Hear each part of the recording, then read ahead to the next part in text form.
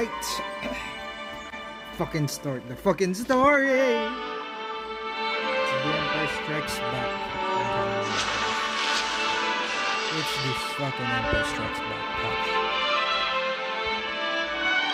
This is where we lose mostly everyone. And I say everyone because of that fucking trailer.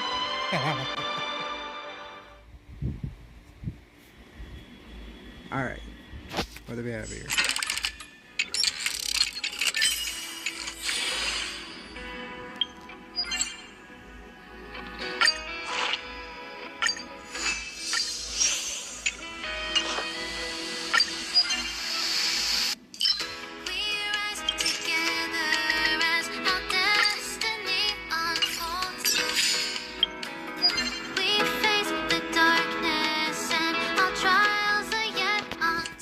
Hey! He's starting off with shit!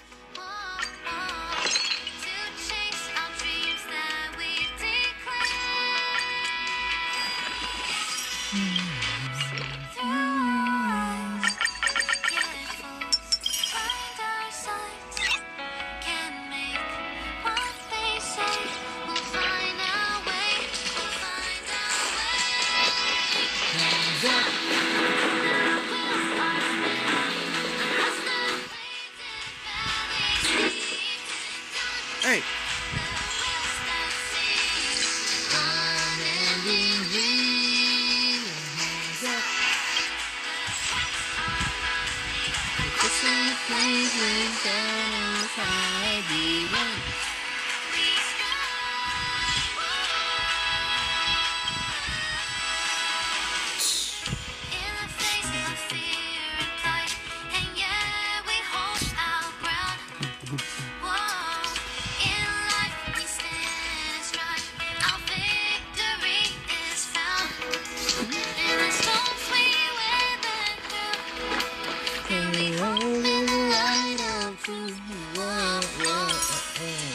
Oh! 650.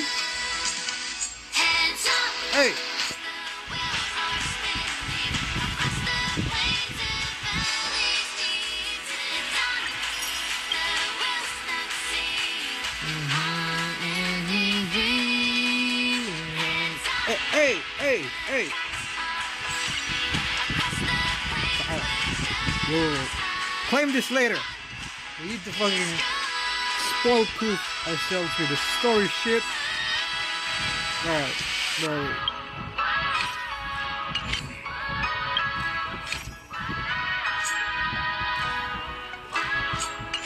We'll finish this now and then we out.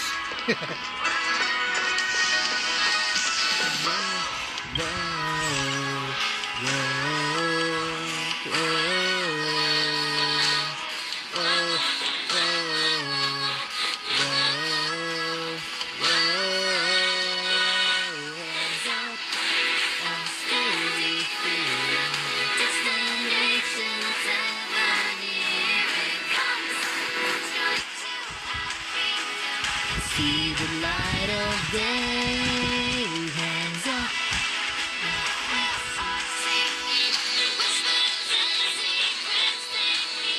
It should be changed, guys. Voice actors. Break free, we chased our dreams. Need the story now.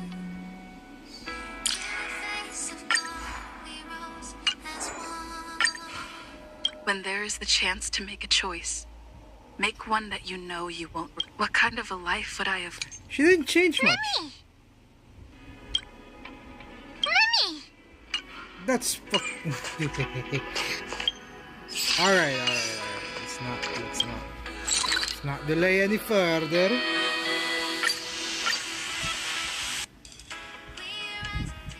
A few games of chess will while away the So time. we'll need to change my thing here. We go with Roshan, this one, Trailblazer, and Tribune. Baby! and go in as Trailblazer because that's canonically what we should be using, right? So yeah, let's fucking go.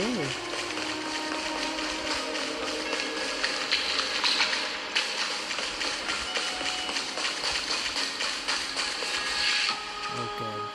Alright, let's go.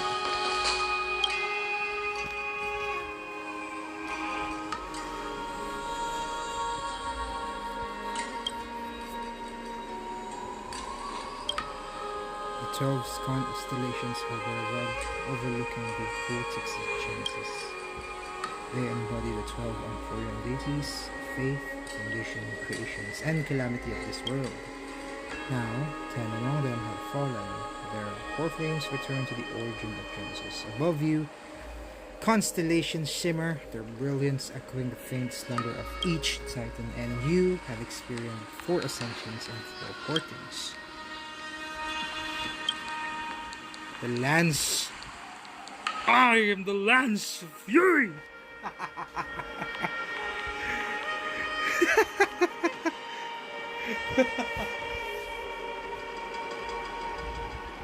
I am the world this world needs! Fucking goat. Once became the Mad King, plunging the world with ceaseless strife until your valor brought it to an end.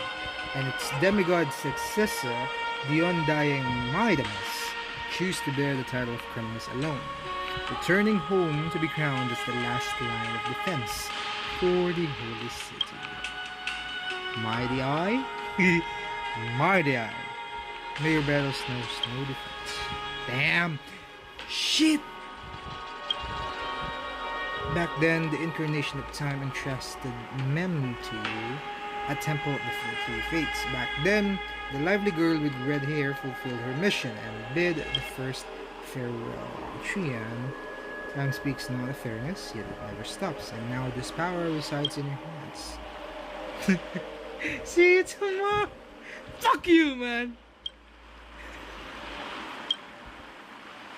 Not long ago, the head of the Grove Sages helped you repel the menace that is the Black Tide.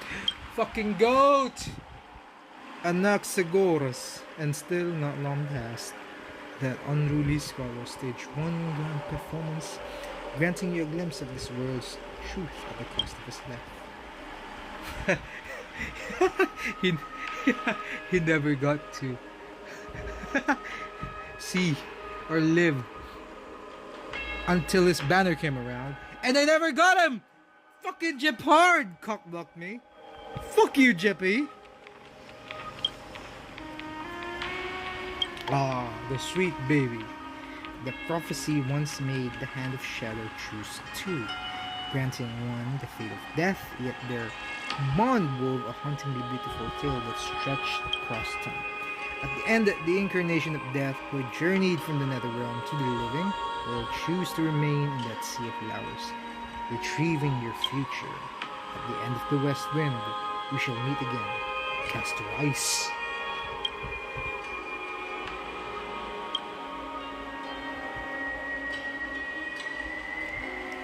Time and again, farewells are numbered. You can't help but wonder how many goodbyes will the journey of trailblazing entail. You question whether you'll be able to express each goodbye with heartfelt emotion. Your thoughts sink into the ocean. Recall how the Emporians cherish epics, using stories to soothe their sorrows. Perhaps you should embrace this way to dispel your melancholy and regain your strength. Then let it begin. Countless worlds of adventure surge through your mind. You need only to grasp just one to enter your creation. Don't be influenced by the noise outside, just focus on the keyword in your mind. Phone's beeping, boy! Fucking phone's beeping.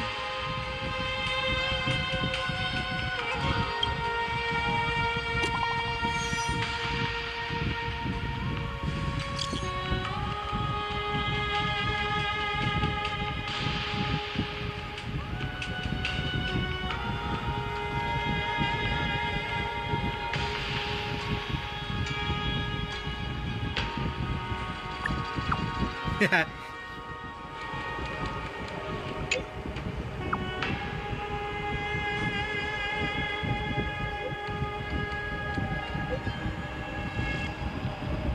Jesus Christ, man.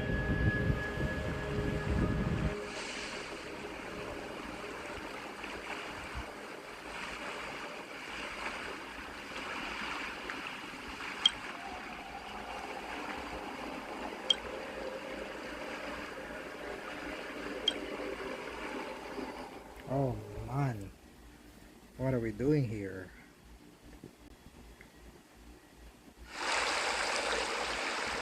Oh, Styxia's moonlight is so beautiful, That's fucking Elysia, right? and the River of Souls is so quiet.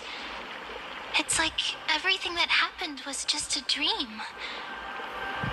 I wonder if Cass is doing okay on the other side.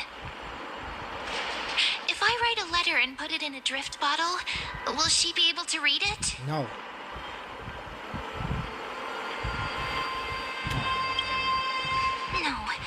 No, this shouldn't be so depressing. Oh boy, foreshadowing. Now's not the time to feel down. We gotta pull ourselves together. By the way, it was Miss Cipher. Huh?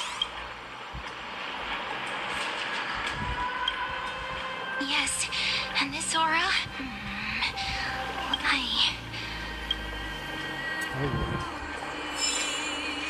Now, we're back here, aren't we?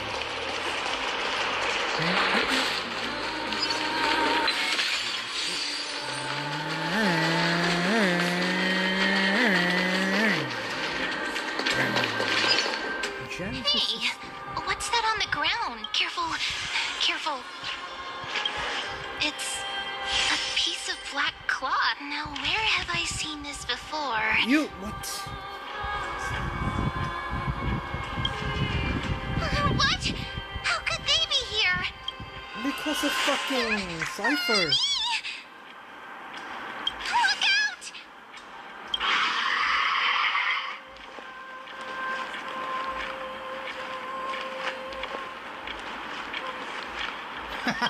You're the big one. What? Now I'm sad. This isn't the time for jokes. Let's try our best to deal with them for now, and we'll slip into the past with time's power as soon as we can. The river of souls is full of fish, big and delicious. What? Fuck. The flame chase journey stops. Yeah. What? Meow?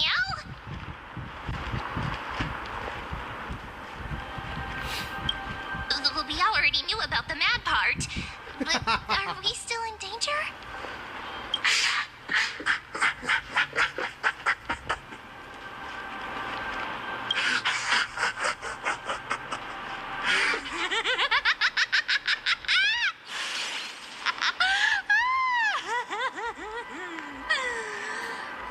Sorry, Fuck is I wrong couldn't with you, pass on the Cypher? chance to give you two a good scare.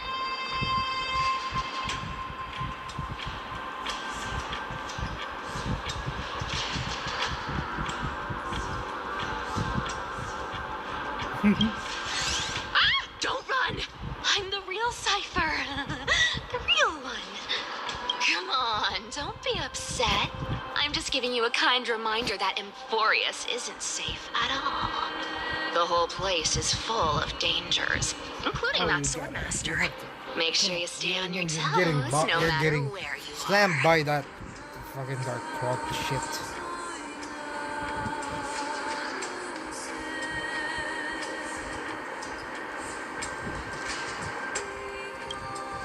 Hey, I'm just making it up to you. You'd do the same in my shoes. So, was that a Flame Reaver disguise? Or a magic trick? It looked so real. Is that the power of the trickery demigod? Disguise? No. It's not as simple as that. Let me think about how to explain this. For example, what did you think when you realized that piece of cloth came from the Flame Reaver's cloak? We thought that maybe the Flame Reaver was around here somewhere? That's right. And then you heard some footsteps. What did you think when that happened?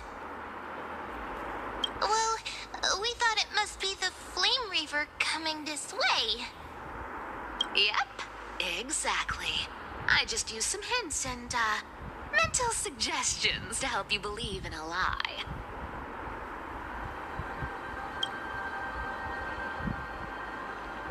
Lies are what Zagreus is best at. If everyone believes in a lie, then it becomes reality. Really? A power to make lies into reality? That's got all my hair standing up. Oh, wait, what? Power to put lies into reality? Oh, that's...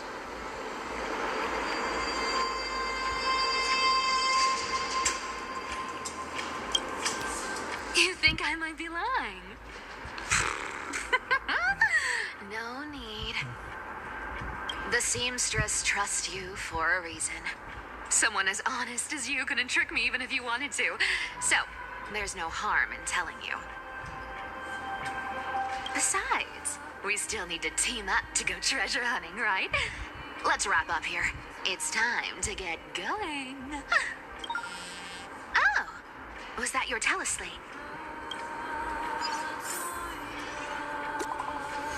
Phainon!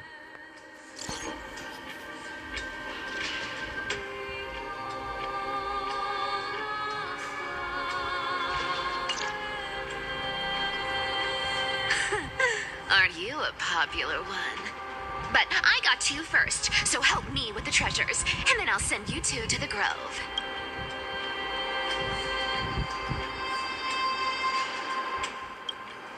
Live handsomely. You mean spend all this money? That's so not why I hunt for treasures. Don't forget, I'm a demigod too. And there's a line reserved for me in that stupid prophecy as well. You shall walk with greed and die over petty change. But I don't believe in that. As long as I keep collecting treasures, then I won't need to care about petty change.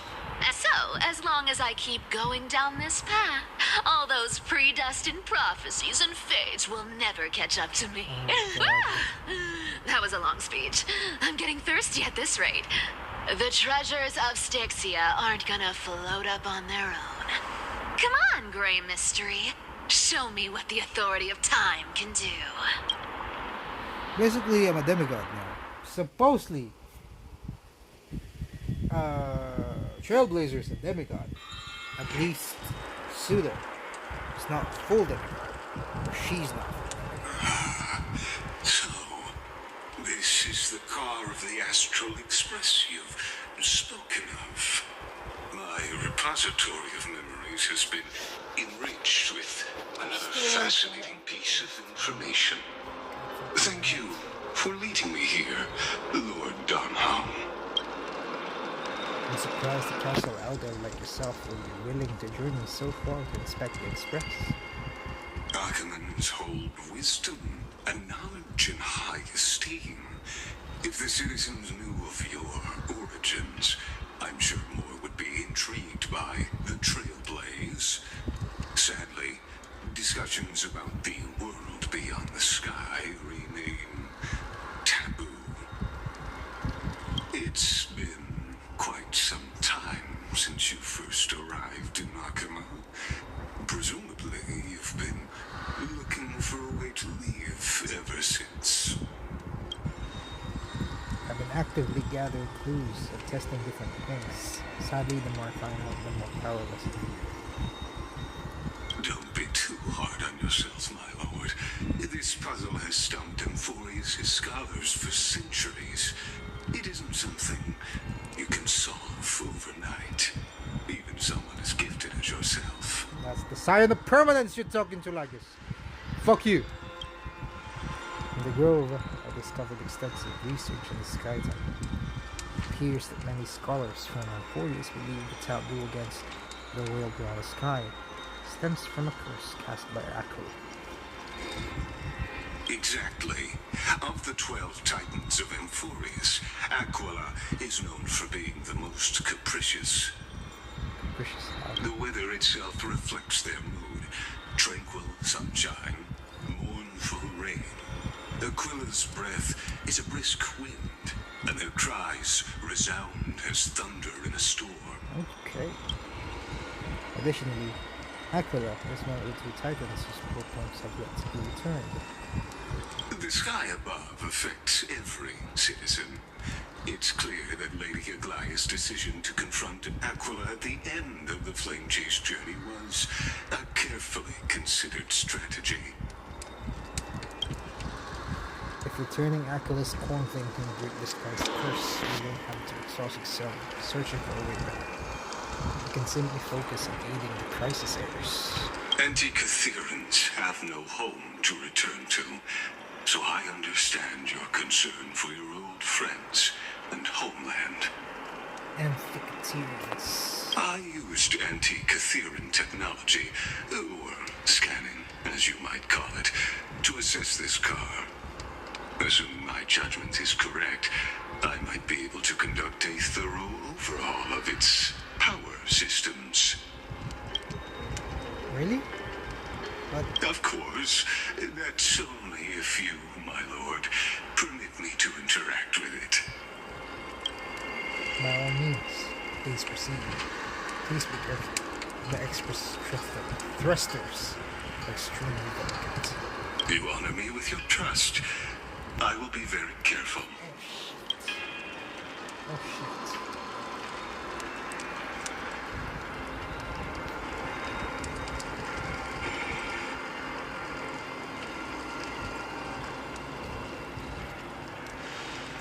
This is unbelievable. You seem to understand structure perfectly. Have you repaired something like this before? Not exactly, but we anti-Catherians are inherently sensitive to machinery. Carefully endowed our kind with a unique advantage for analyzing and learning. If you give me some time, I might be able to fully restore this damaged car to its former glory. Then you and your esteemed companion could set off on your return journey sooner.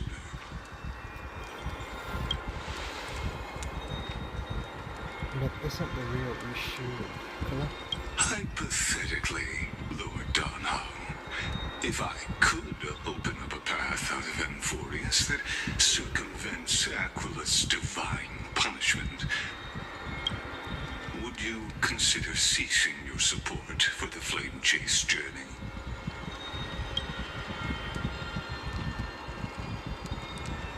I don't understand it. Is the Council of Elders possessing secret means of counteracting divine punishment? It's best if you don't delve too deeply into that question, my lord. All you need to know is, You're fucking can make it fish, happen. I guess. I don't like it. Maybe this is not a decision by the Council of Elders, but rather his personal wish. Of course, you must know your sign of The permanence. crucial point is, if you and your companion are unwilling to halt your support for the Chrysos heirs, it could offend certain Oh, interests. like fucking Canis.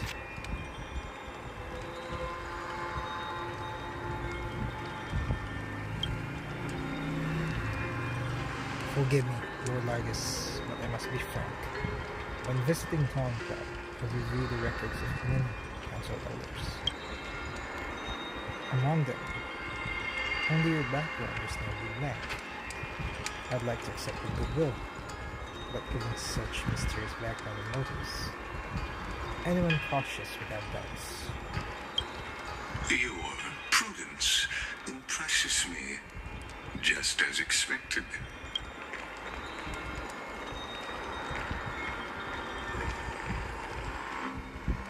What?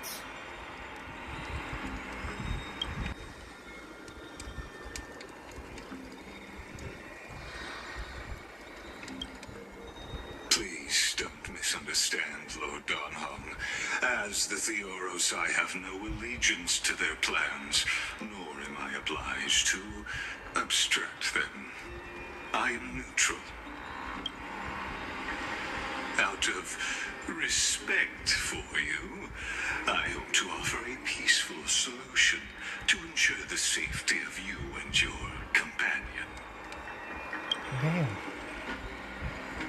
He's getting jumped. Oh!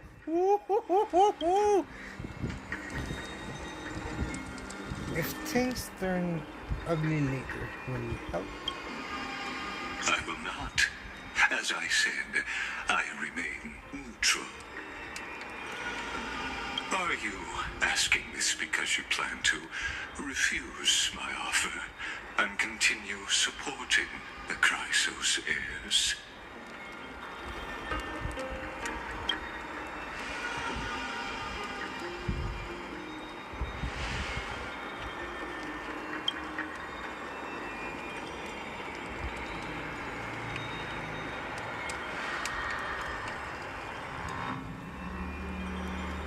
But our companions now also include flame-chasing Chrysos heirs.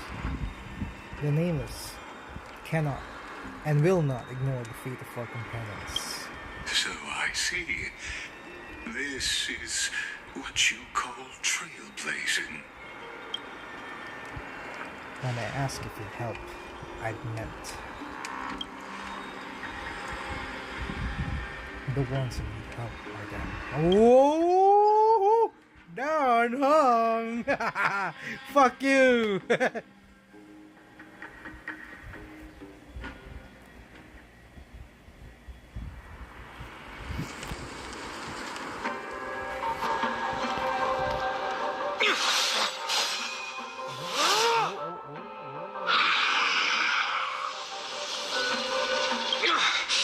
You have such overwhelming powers. Why? Answer me. Why do you stand in her way? Why do you want to take the core flames? What? He's fighting Trailblazer? Oh no! He can't hold on anymore! Drag him back here, friend!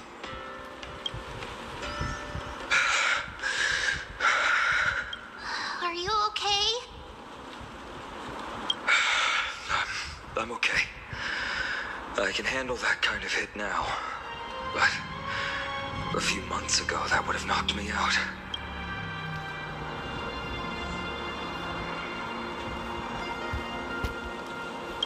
Thanks for worrying, Oh, they're buddy. training. Oh, she. Thanks for the help. To face Aquila and other potential threats, I must sharpen myself with the most aggressive methods. They're training. Even so, it's impressive you thought of this training method. Battling the phantoms of the past in the River of Time? It's just like the hyperbolic time sanctum that the bards describe. It's working pretty well, wouldn't you say? But combat isn't just about strength and skill. You also need the right weapon. Compared to that guy's weapon, mine feels like I'm swinging a lump of iron. I can't tell you how many swords I've gone through since the training began. Why not get Chartist to help?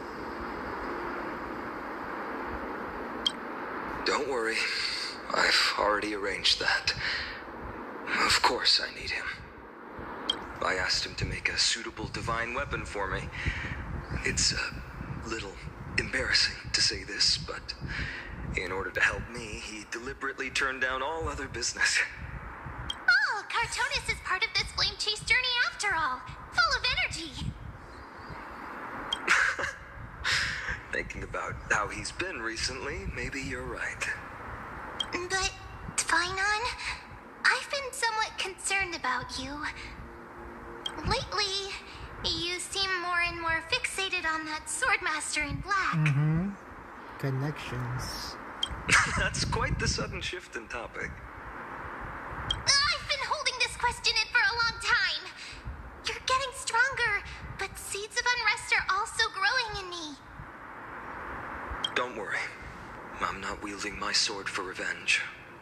She's been through Nikodor's trial and understands. Those who can't walk out of the shadows of their past are ultimately weak. Times have changed. The responsibility I bear is both precious and fragile. I wield my sword for the future of Amphorius. I will not let hatred cloud my judgment again and neglect my duties. Duties!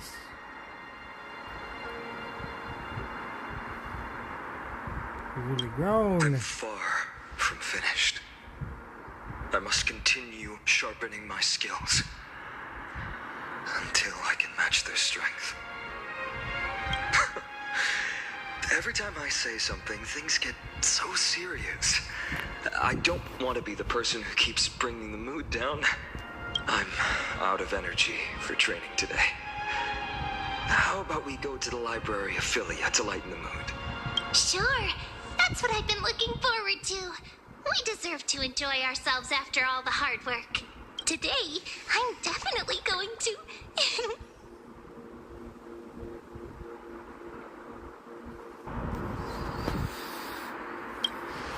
A girl's little secret. Don't pry. But I'm a girl, but my character's a girl too. That's the charm of this place. You can find whatever you're into here. Oh shit, she's reading yaoi!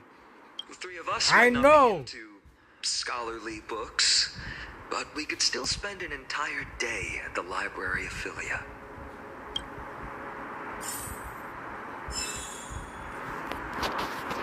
Okay.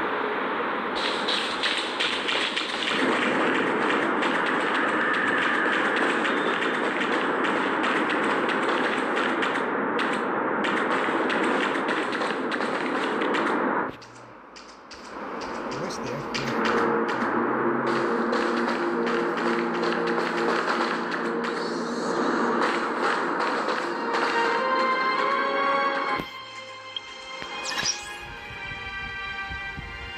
Multiplayer mode. Oh.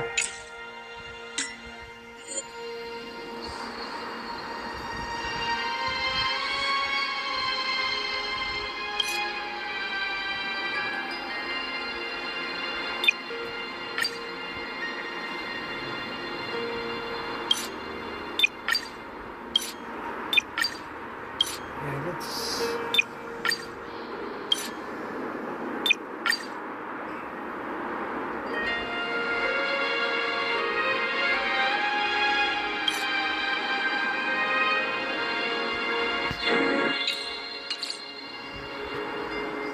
It's gonna adjust. It's gonna adjust. It's gonna turn out rather weak, but not.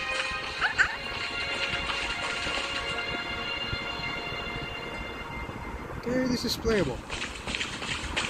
Yeah, this is playable.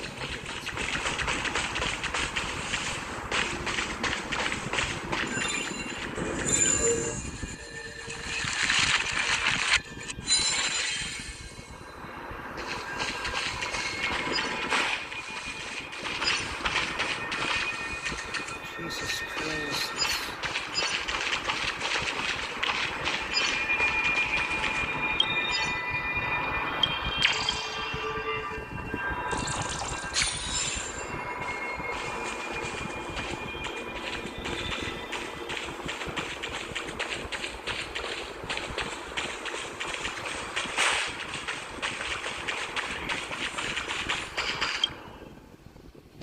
Library of Philia.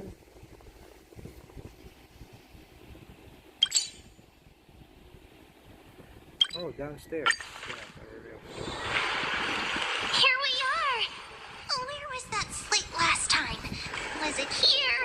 Or maybe over here? I'm up to have some fun. It's free time now.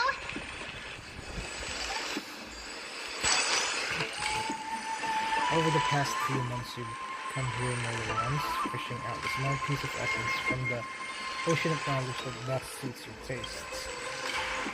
Quite relieved that Don Hong isn't around, no one will be here, or no one will be there to judge your reading tastes.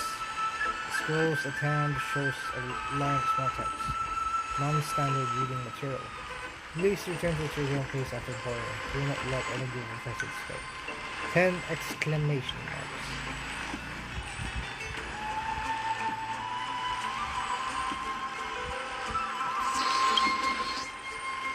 Launch the 3 and the butterfly. My professor can't possibly be shy. Fuck!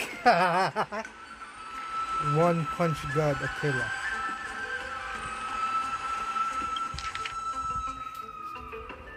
Sir?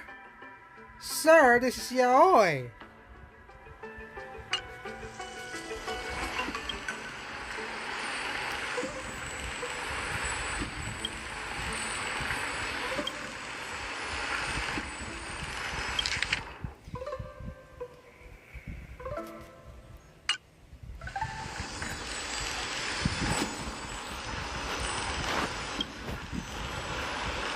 World from a young Star Rail, the Stepladder remains far too ahead of its time. One punch god.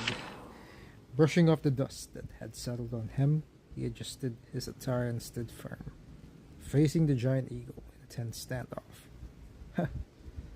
So you think you're something special just because you defeated the Silent Georges? Mortal, heed my advice. The God King remained silent, gazing into Aquila's thousand eyes. Slowly, he raised his right arm, 4 fingers pressed together, and with a simple motion, he lightly waved at the colossal being before him. Arrogant fool! You pay the price for your insolence! Aquila's fury erupted, their towering form radiating intense heat. In an instant, their massive wings vibrated at an imperceptible speed. 1,000 razor-sharp feathers shot forth like swords, hurtling straight forward the God King. As everyone knows, the feathers of the Sky Titan can pierce through the iron and steel, let alone mortal flesh. Their sheer density left no room to evade. The violent storm of lethal blades crossed in, and time itself seems to freeze. Aquila enhanced the reflexes, predicting the movements of their arrogant little teeth before them. Noticing the God King shifting his stance, Aquila mused. He had only 2 choices. He could push off the ground to evade left or right, or stand firm and brace for impact. But either way, it would be futile. The feathered blades would shift with the wind, altering their trajectory. No matter how swift his movements, they would follow him relentlessly. But who could have predicted? The God King never intended to dodge. He pushed forward, instead seizing the first incoming feather blade between the 2 fingers with a swift turn. He carved a spiral through the air and hurled it back at supersonic speed. The feather blade curved with the wind, piercing deep into the storm. Without the slightest deviation, it collided tip to tip with another razor-sharp steel feather. Ting! The deflected feather veered to the sides upon impact, colliding with others and further altering their trajectories. Ting! The sharp clashing of feathers rang out in an irregular rhythm, a chain reaction unfolding until the force of the final feather was dissipated, scattering harmlessly into the air with just a single seized feather. The God King had nullified the entire storm of blade-like wings. Aquila was shocked. How could a mere mortal possess such divine skill? Yet, as a being of godly essence, they did not allow themselves to be shaken, seizing the moment as the scatters to string. Boom! Boom! The massive claw struck dead center where the God King stood, the sheer force of impact carving a deep crater into the ground. No, something felt off. Aquila's mind raced. This sensation was strange. Had it missed? Or... They focused their gaze only to witness the impossible. Their enormous, razor-sharp claw, many times larger than the God King himself, was caught, held effortlessly in a single hand, as if the God King were merely grasping the piece of cutlery. The countless white feathers drifting through the air painted an eerie contrast against the battlefield's deadly stillness. The once mighty and untouchable giant eagle found itself frozen in shock. For the first time in 1,000 years, muttering in disbelief, they said, "Impossible! Even Georges, when fighting me, could do nothing but evade beneath my iron claws. Yet you... What in the world are you?" Haven't you already figured it out? The answer? A mere mortal. Nothing more. You cocky little... Aquila attempted to retract their claws, but under the God King's grip, it was as if frozen in place, completely immobile. Their expression darkened. Seeing this, the God King seemed to smile. He clenched the fingers of his free hand, and then, at a speed even the Titan's vision could not perceive, with full force, he swung his fist. In an instant, the divine body shattered. A tidal wave of force shook the heavens, sending tremors through the divine steel-forged walls, crackling them in multiple places. The sacred temple teetered on the brink of collapse. From this moment on, the celestial realm would exist no more. The people of Ontorius would no longer endure the tyranny of the heavens. And all of this was made possible by the God King's mighty blows. No, by a single punch. The distant Titan God sensed the fall of their comrade and erupted into fierce howls. Was there no one who could stop him? How could his advance ever be shaken? What they did not realize was that even one as mighty as the God King was still bound by the desires of the world. Just as before the battle began, he once again adjusted his attire. Congratulations, you have reached your end, Aquila. You're strong. Strong enough to be worthy of the name of Skyton. He ignored the crumbling stones wall behind him and strode towards the temple site. His steps were steady, yet the disappointment on his face was unmistakable. But your only flaw was failing to make this satisfying to me. Oh god! That's the fight against the fucking One Punch Man. Fucking hell.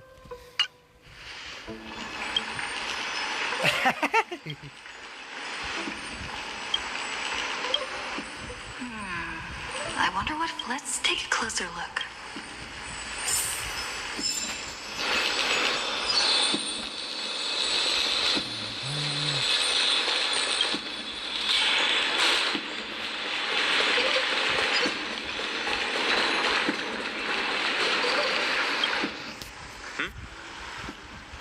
I thought I felt a draft just now. Peeking isn't polite, my friend.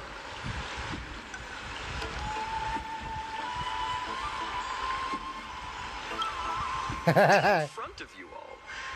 That would be pretty careless. Here, look, I'm reading this. Antiques Appraisal. How to Make a Fortune.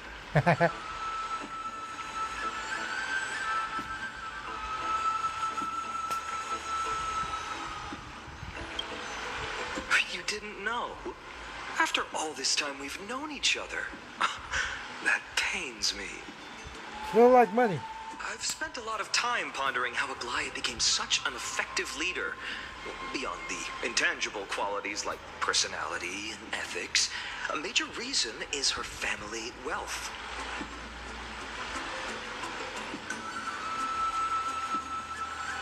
That's the perk of growing up in a big city, isn't it? For those of us in the sticks, luck doesn't come as easily. It's 30% grind, 70% fate. Pew! Oops, talk too much. As a leader, you need both integrity and integrity and skill.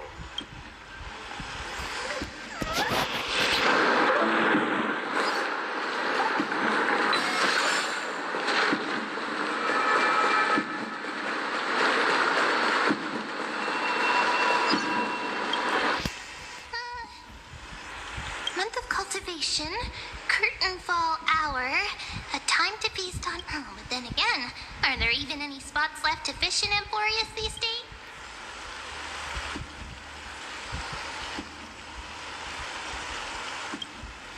Ah, you scared me! Burst. Well, no more jokes. There's nothing here. I'll go look elsewhere.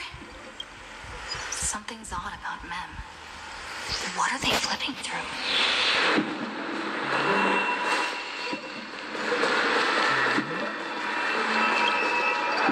Oh, these cards are so detailed and ruler, weaver, traveler, healer. But the interpreter notation for each card is so long. Do I have to memorize them all?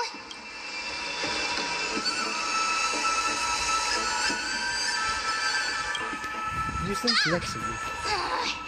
What a coincidence! We meet again. Guess we're fated to be together, huh? But you must be busy, so I won't bother you for now. Hope your day, every day, is joyful. So suspicious. Not like their usual self. Goddamn, ma'am is a freaking yaoi enjoyer. You sure are persistent. Alright, alright. I'm totally helpless against your charm. What are you guys chatting about? Is this the Amphorius Divination Compendium? Why are you here too? Sorry, seeing you two chasing each other around. Never thought Mem would be into divination. But it's not exactly a niche hobby. So why all the secrecy? I wanted to set up a surprise. Master it in secret and give you all a shock. But getting caught halfway through, it's only natural I'd feel shy. A girl's heart is more delicate than Aquila's ever-changing moods. Oh shit. She confirmed she's a girl. A surprise, huh? Someone else used to tell me the same. She was really good at Holy shit! divination, especially with cards. Yeah, just like the ones you're looking at. And you must be pretty familiar with all sorts of divination techniques with a friend like that. No, I know nothing about it. I've never really believed in using cards or bones to predict the future. If the good omens foretold by divination were true, my hometown, Elysia, wouldn't have disappeared. Don't forget, we've got Lady Trina. Every other form of divination is just smoke and mirrors or cleverly rehearsed tricks compared to her flawless prophecies.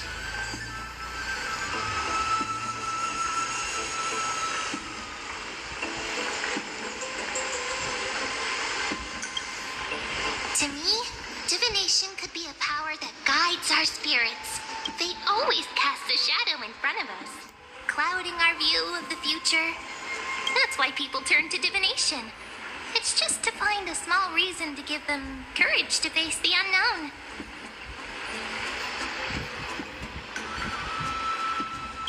Divination is only meaningful when there are both good and bad outcomes. Even bad omens serve as guidance. They can help keep us alert, right? Strange. That person I knew used to say similar things. Looking back, whenever she interpreted a card for me, I couldn't help but feel uneasy. Because you're talking I to never her. believed in the outcomes. Maybe it was her tone. Cyrene. She could paint a complete fantasy so vividly.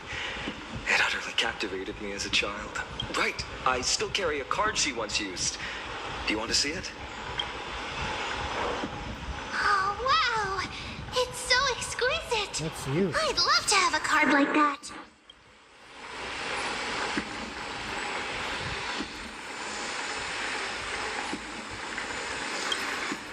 Oh, now that you mention it, yes, it would be even better if it were made of, say, crystal. Speaking of which, partner, there's something I haven't shared with you all. Remember our first trip to the Temple of the Three Fates? The riddle that Orin exposed to us?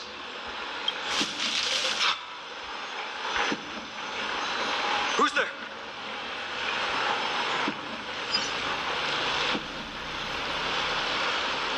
You are...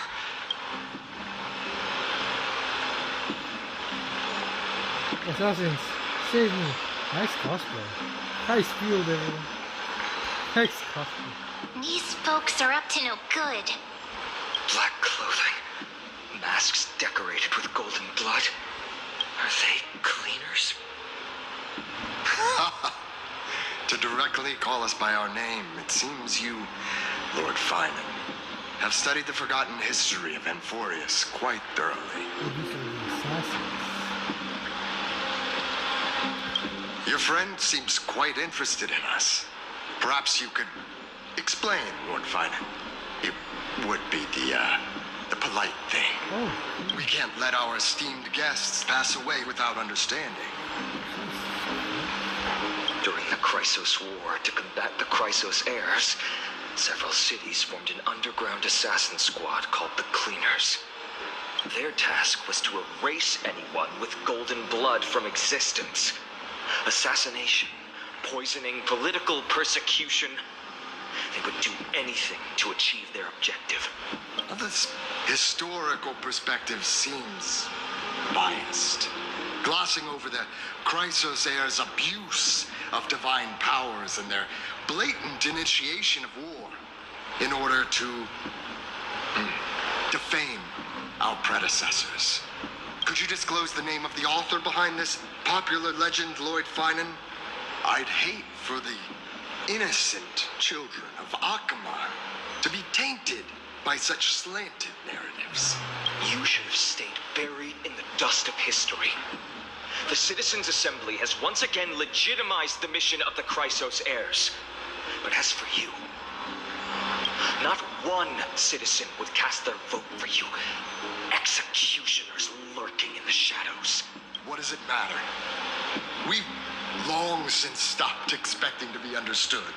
People have become too accustomed to peace, and they've forgotten the disasters that arose from allowing generations of the Chrysos heirs to rule. Complete nonsense. Did you really travel all the way to the Grove just to have an argument? I enjoy dealing with people as straightforward as you, Lord Phainon. You've probably figured out why we've come before you.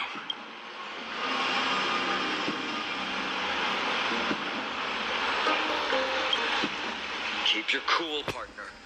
They've come out of the shadows, which suggests they have something up their sleeves. All right, let's hear it. What are you hiding? But watch your language and don't say anything you might regret. My shoulders might be sore and my sword a tad dull, but it's still enough to slice off your tongues.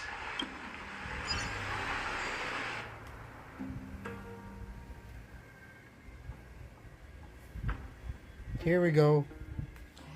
Execute Order 66! How's it going, Cinny? This place fits, doesn't it? It's a bit small, but the lighting is perfect. Thank you, Lady Treeby.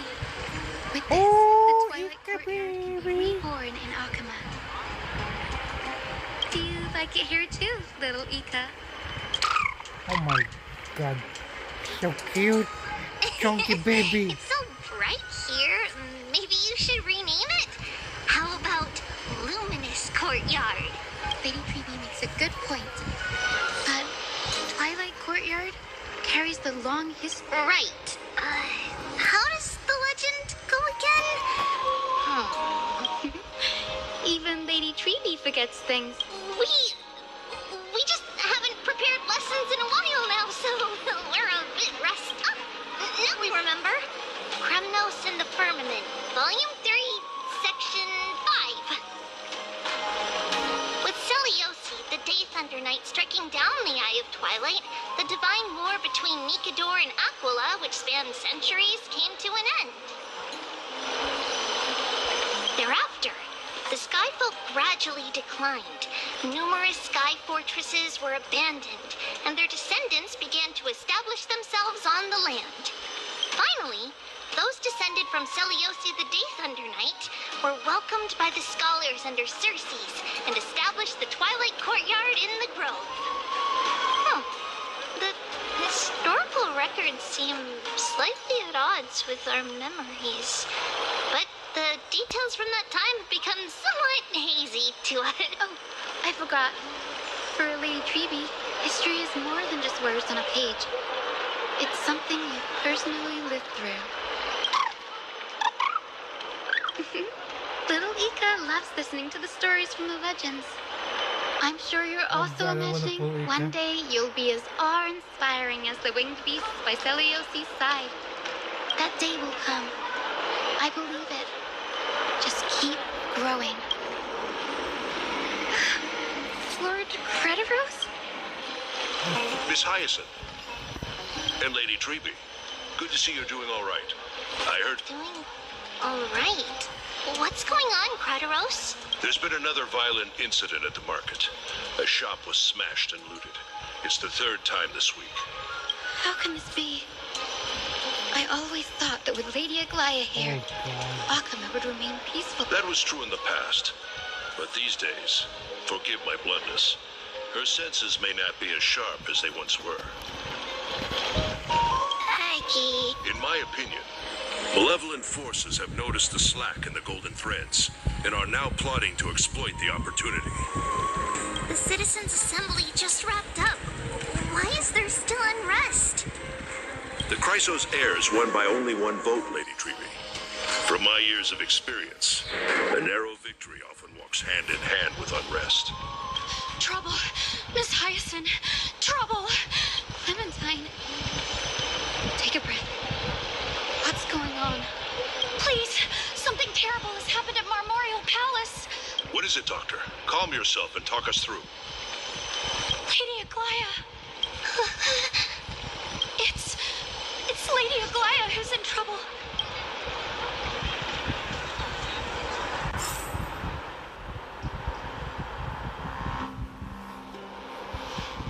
Here we go.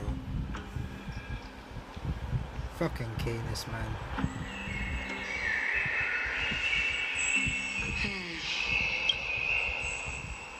I still remember. This bath that overlooks the entire palace was built by the Council of Elders 900 years ago. Its purpose was to commemorate the first flame chase journey and to remember the heroes who made great sacrifices for Amphorius a millennium ago. Rules were set then. No one was allowed to enter, apart from guests invited by the Goldweaver. But, I guess, you're no longer pretending to follow the rules, are you, Lady Canis?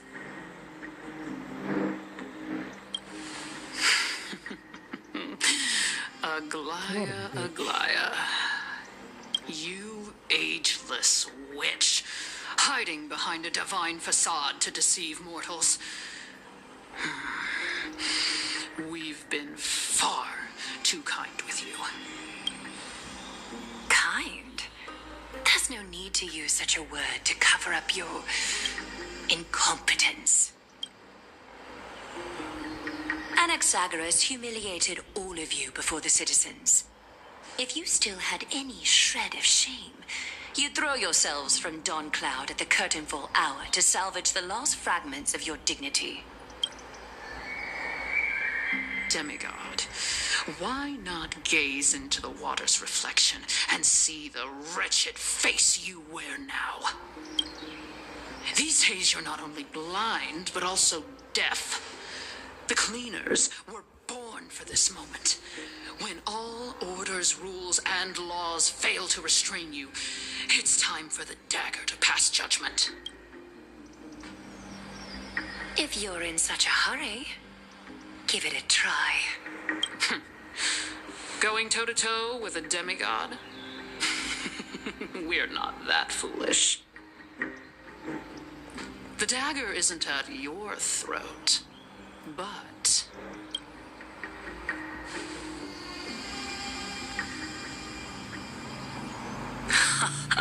Your gravest accusation is that my humanity is fading. And you claim my concern for mortal joys and sorrows is nothing but a facade. If that accusation holds, what makes you think the lives of these civilians will sway me in the slightest? Fine. I'll gladly use a few more words to shatter that demigod facade of yours. Like I said, you're not only blind, but deaf too. Lately, your control over Akama has weakened. You failed to notice the thefts we arranged in the market, nor did you catch wind of the meetings happening in the Dromus workshop. Plots are unfolding right under your nose, yet you remain indifferent. Humanity? Fading? Aglaya, why not use your precious golden thread to peer into my thoughts? See if the gift we've so meticulously prepared for you can move that cold, demigod heart of yours.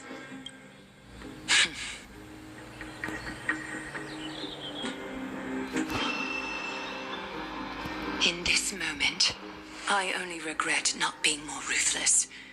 Because your evil is beyond cure. Ooh, shit. You finally figured it out. You have grown dull. I've been holding that image in my mind this whole time to make sure you could see it clearly. I want you to have this knucklebone talisman, Big Sis.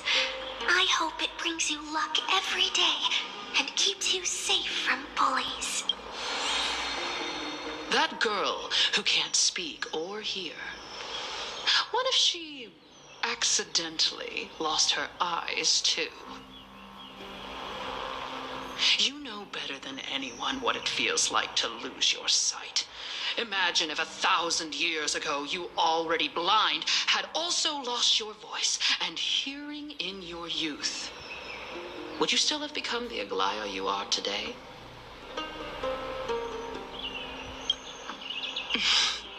Look at those broken, pleading eyes. How disappointing. We overestimated your cunning. If this plan fails, we still have dozens of splendid parting gifts prepared. Demigod, would you like to hear about them? I thought I could buy some more time. In these 1,000 years, I've witnessed the fall of 10 titans.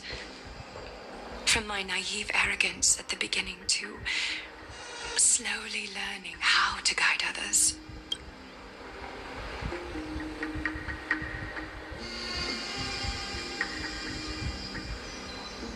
Now, it's time to let go.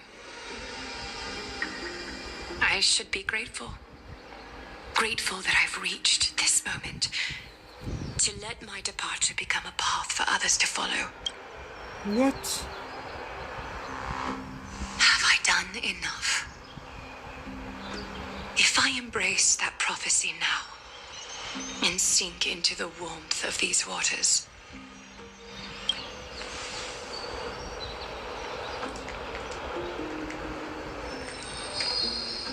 will the wandering wind stop to mourn me? Cyphra?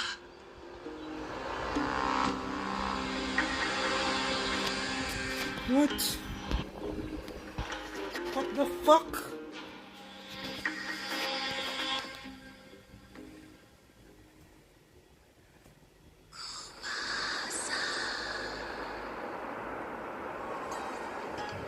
Seamstress! I've come as promised. Look at this box full of gold and silver treasures. Come on. As we agreed, I want to buy the little thief. You've got some nerve, barging into my shop dressed in those tattered rags. What have you brought? Let me see. Here, take a look. Only the finest goods. See the sapphire? It's even more blue than Fagusa's eyes. Such exquisite luster. I've only seen an ocean's tear of this quality in my mother's treasury. Oh no. Wait. You've seen one before.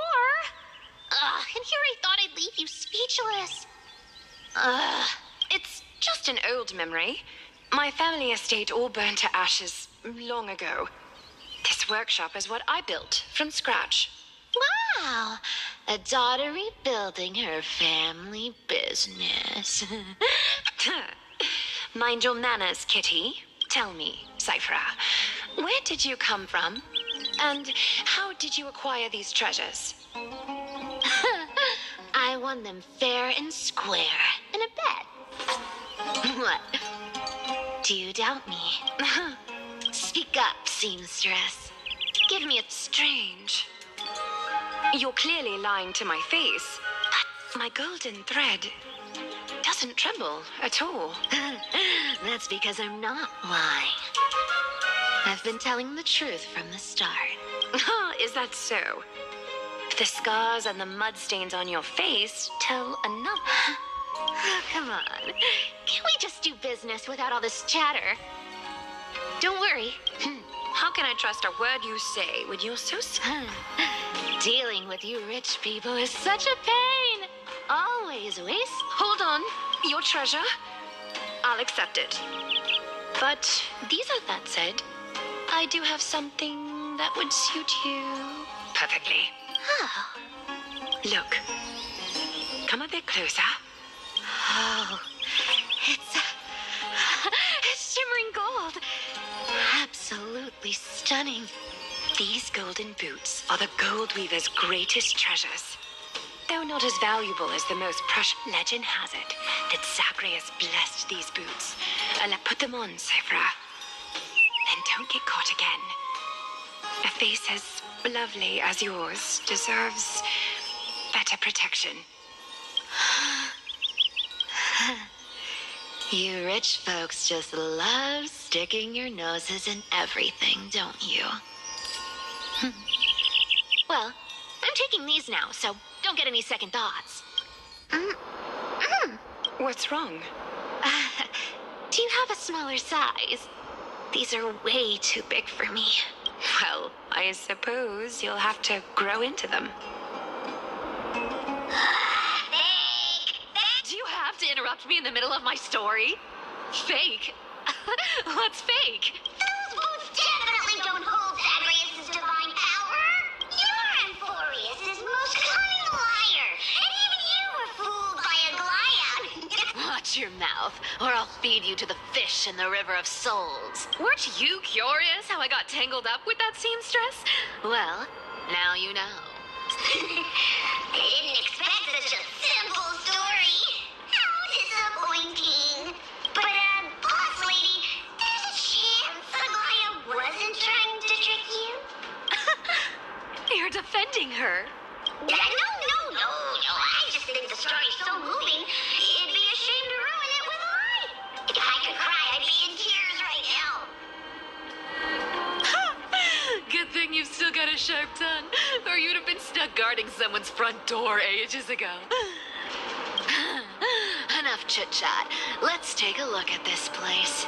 Let me take a good sniff of this air.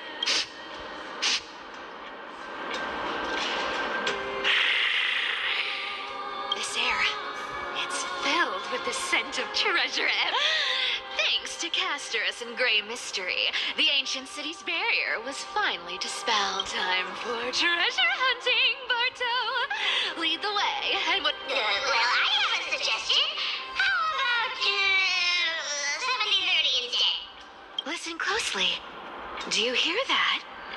Enough? 80-20 is. How generous you are. Anyway... Ooh, the mighty demigod of trickery. You wouldn't understand. The people of Dolos are talented in many ways. Why don't we have a race? Long distance. What's got you so worked up? Relax. Who would have can't take getting wet? What's so hard to understand about that? Now, hurry up and figure out a way across. Don't rush me. Got it. What? Not a good imitation. I'll play along. Let's see where this goes, Bartolos. Tell me, how did you hunt for treasure when I wasn't around, boss lady? Trying to trick me into saying so. Oh god. Oh, I can use Sephira. Holy shit, I can use Sephira. I could definitely try her. And possibly replace one thing by March. Hey.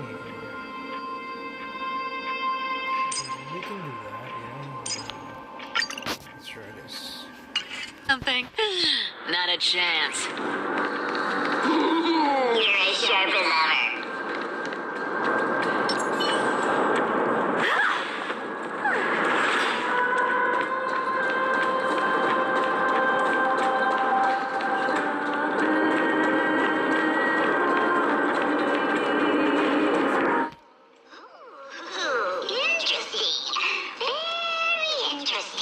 Was this device designed by priests of Ornyx?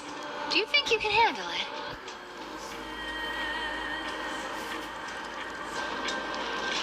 Don't underestimate me, boss. Just find a cozy dry corner and wait for me.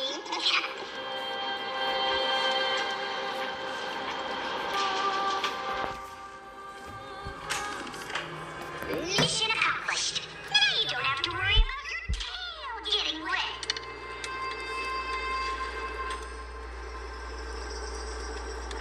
Not bad, but just a warning. If this thing fails while we're halfway through the water...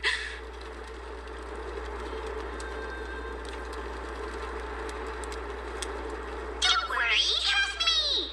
For that sweet 20% cut of the loot, I'll make sure you're taken care of.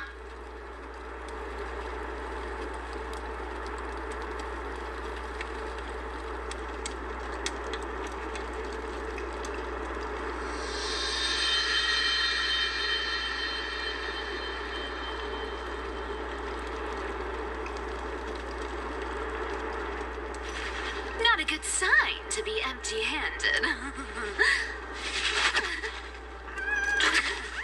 You can't get rich by waiting.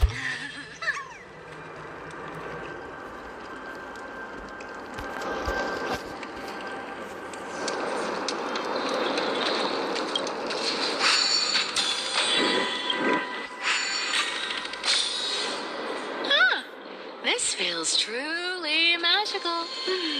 When did you pick up this track?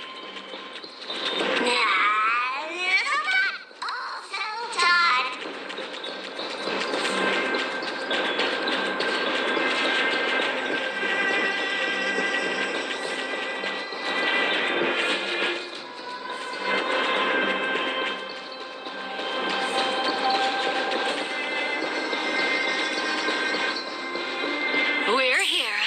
Can we turn off this spotlight now? It's really blinding. No problem. Just use the device over there to shut it off.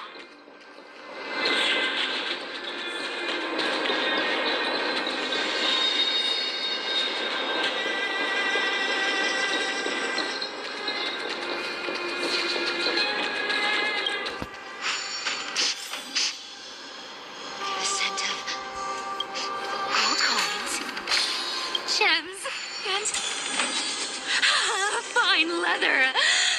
It's so refreshing. The treasures in this ancient city are all floating back up thanks to Grey Mystery and that pink squirrel.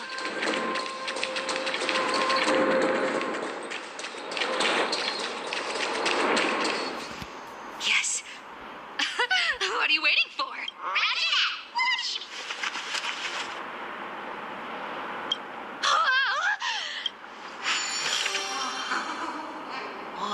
Wow, a massive haul. Unbelievable. It's as expected for a realm of Fagusa's disciples.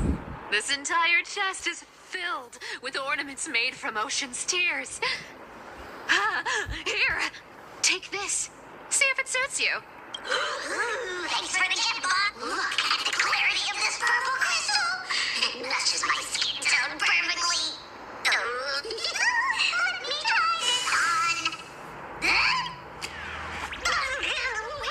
Where is my treasure? How long have we known each other? I can't believe This. How could I have forgotten about this? I'll believe it as true, and the lie becomes reality. the demigod of trickery's divine gift. Far more All right, enough fooling around. Here's the real thing. Cypher rules! I've already pinpointed the external treasures!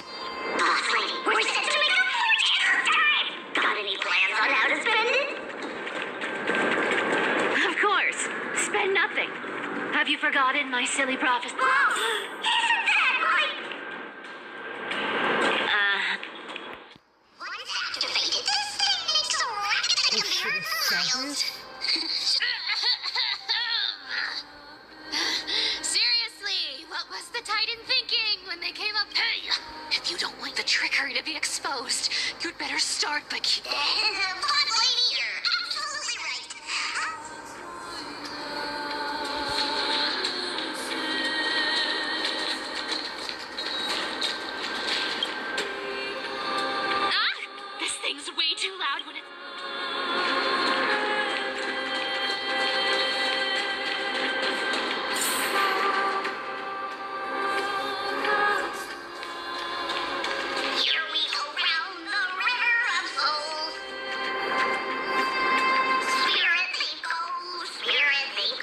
knows?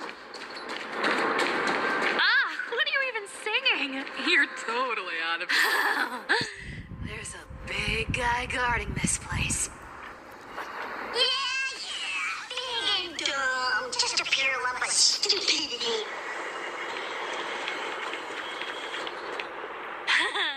Look at its face. Oh my. Yeah. So ugly. Ugly enough to make even me, a little imp without a digestive system, feel nauseous. If that ugly brute messes up my face, even the stoic Talant. Indeed, that would be heartbreaking. Clearly, running away is a sensible choice. So, how about you take the front? Right. Fleeing fits a rogue nature. Huh? Oh boy.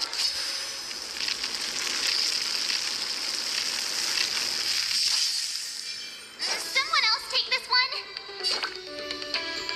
Nice job!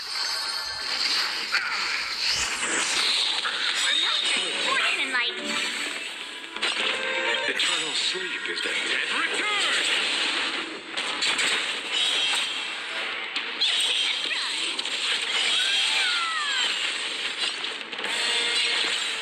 I'll take it off.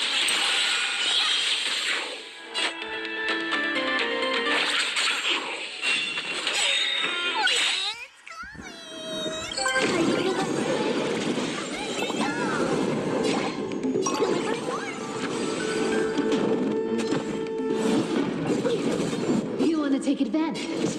Come to me. Sportsmanlike. That was a small setback. Nothing more. Found me. Awesome. What? Time to show you what Azure Dragon, White Tiger, less cards, what? Let's settle this. Don't fight so I can leave early. I'll take it off.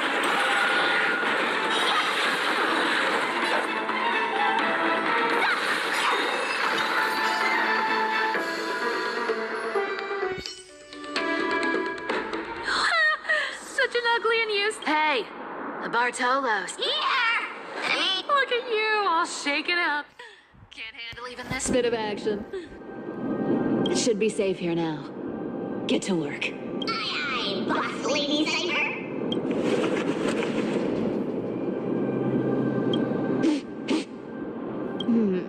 It doesn't smell like anything valuable this time. Huh.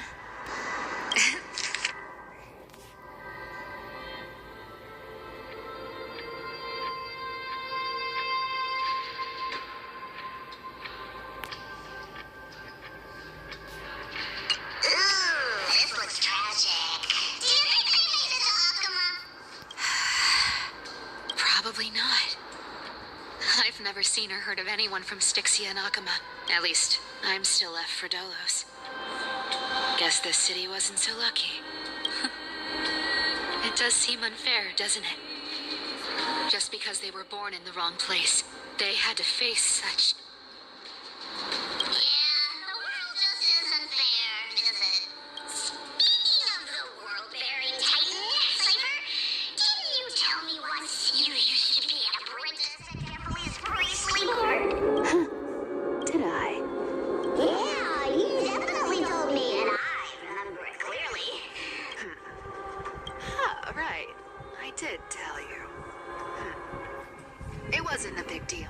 I just snuck in with a bunch of mumbling priests and watched them do their spooky rituals around some glowing rock. Honestly, I was only interested in the wallets of the old grandpas on the council back then. Don't remember much else. It's been what? Nearly 1,000 years? Oh, I see. But you in a priest robe? Now that's hard to picture. Who asked you to picture that? Besides, priest robes from 1,000 years ago were nothing like the ones today. Right.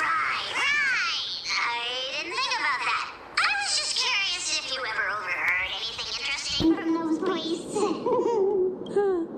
How ridiculous. Come on, let's head to the next spot.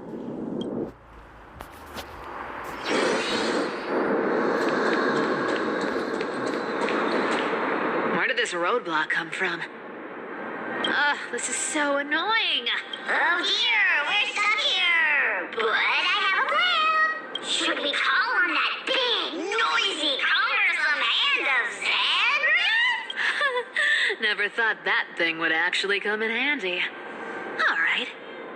Do you want to handle it? Leave it to me, boss. I don't need a controller. After all, you know.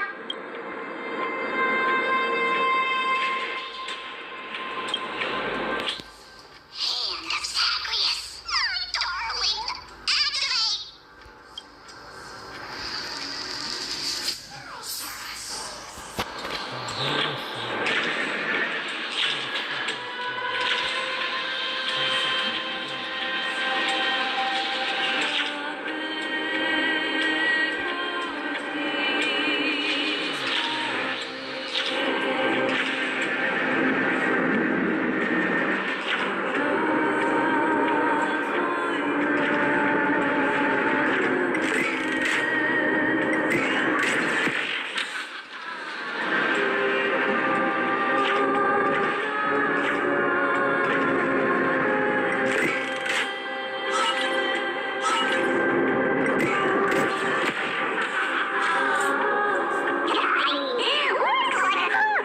Not bad.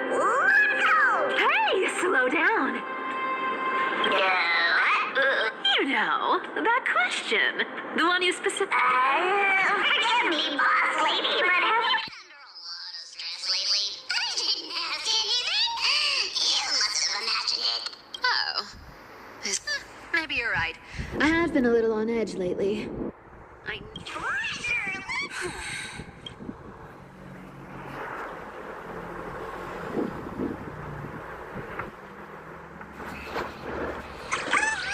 Twinkle, twinkle in my chest, how this core flame is the best.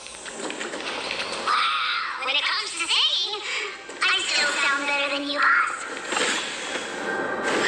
Go beyond all time and space on the journey of flame chase.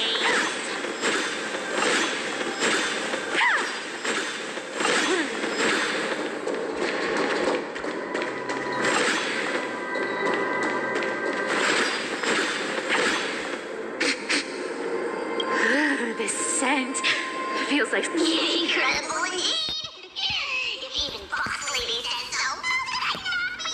Do I need to give instructions here? Get digging.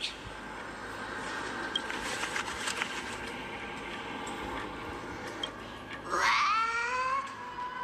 Oh, isn't this a golden scapegoat? Interesting. Looks like whoever... Oh, isn't there a myth about this thing? Those who feared fire became sheep. Those who did not became human. Sheep, humans, whatever. All I know is unlocking this gets us treasure. Here, this honor's all yours. Puzzles and tricks are right up my alley. Just leave it to little old me.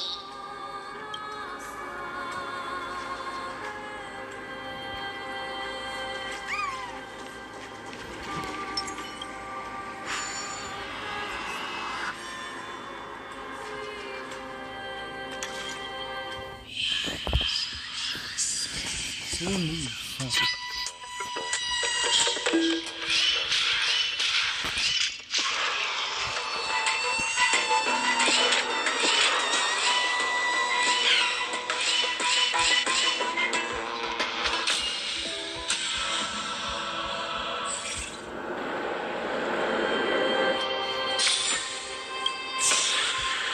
Told you, nothing can stump me. Cyber, it's your turn now. Stop! Stay there, and don't turn around. Huh? What do you mean? I told you, don't move.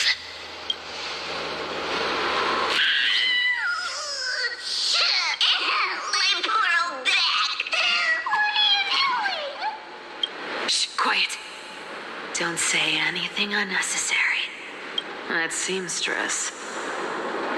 She's listening. What boss do you mean? Stay put and keep quiet. I'll handle her. Whoa, whoa. Seamstress. Getting sneaky, aren't we? Did you think I wouldn't notice your little spies lurking around me? As time passes, I find myself leaning more and more on blind luck. With only the power of this little nymph, naturally I couldn't slip past your sharp eyes, Cyphera. Even if you could fully control Bartolos's mind, I would still be able to see through your disguise. Aglaya. You've gone to such lengths to spy on my every move. What exactly are you after? I've told you before, you don't need me to succeed. Why don't you just let this go?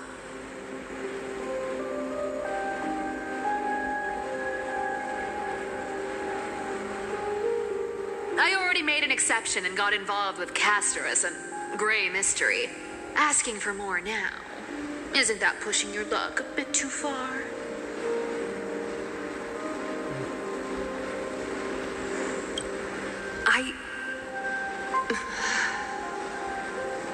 I'm sorry, Cyphera. I've plotted and schemed my whole life. But I never could have predicted our relationship would end up like this.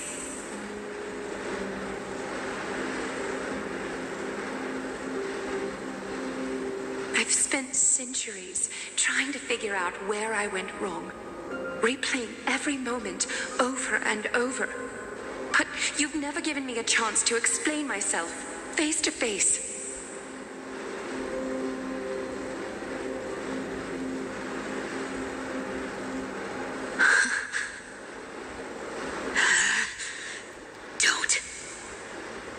Don't talk to me like that.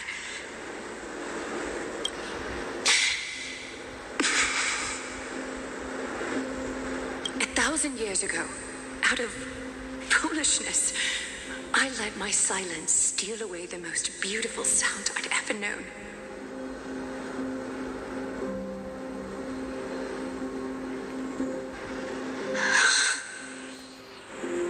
I see it. Oh, I see. So this time, I must say this to you.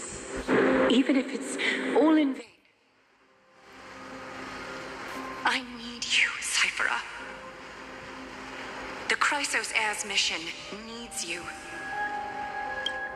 The finale I've delayed for far too long. It's finally here. Whatever resentment you still hold against me will fade once I'm gone. Please, come back to Akama. I'm begging you. Without you, they don't stand a chance. I'll think about it, seamstress. But stop watching me. Unless you want to lose me for good. Don't worry. As much as I'd love to hear your voice again, to see your face, it seems that chance will never come. Goodbye, Cyphera.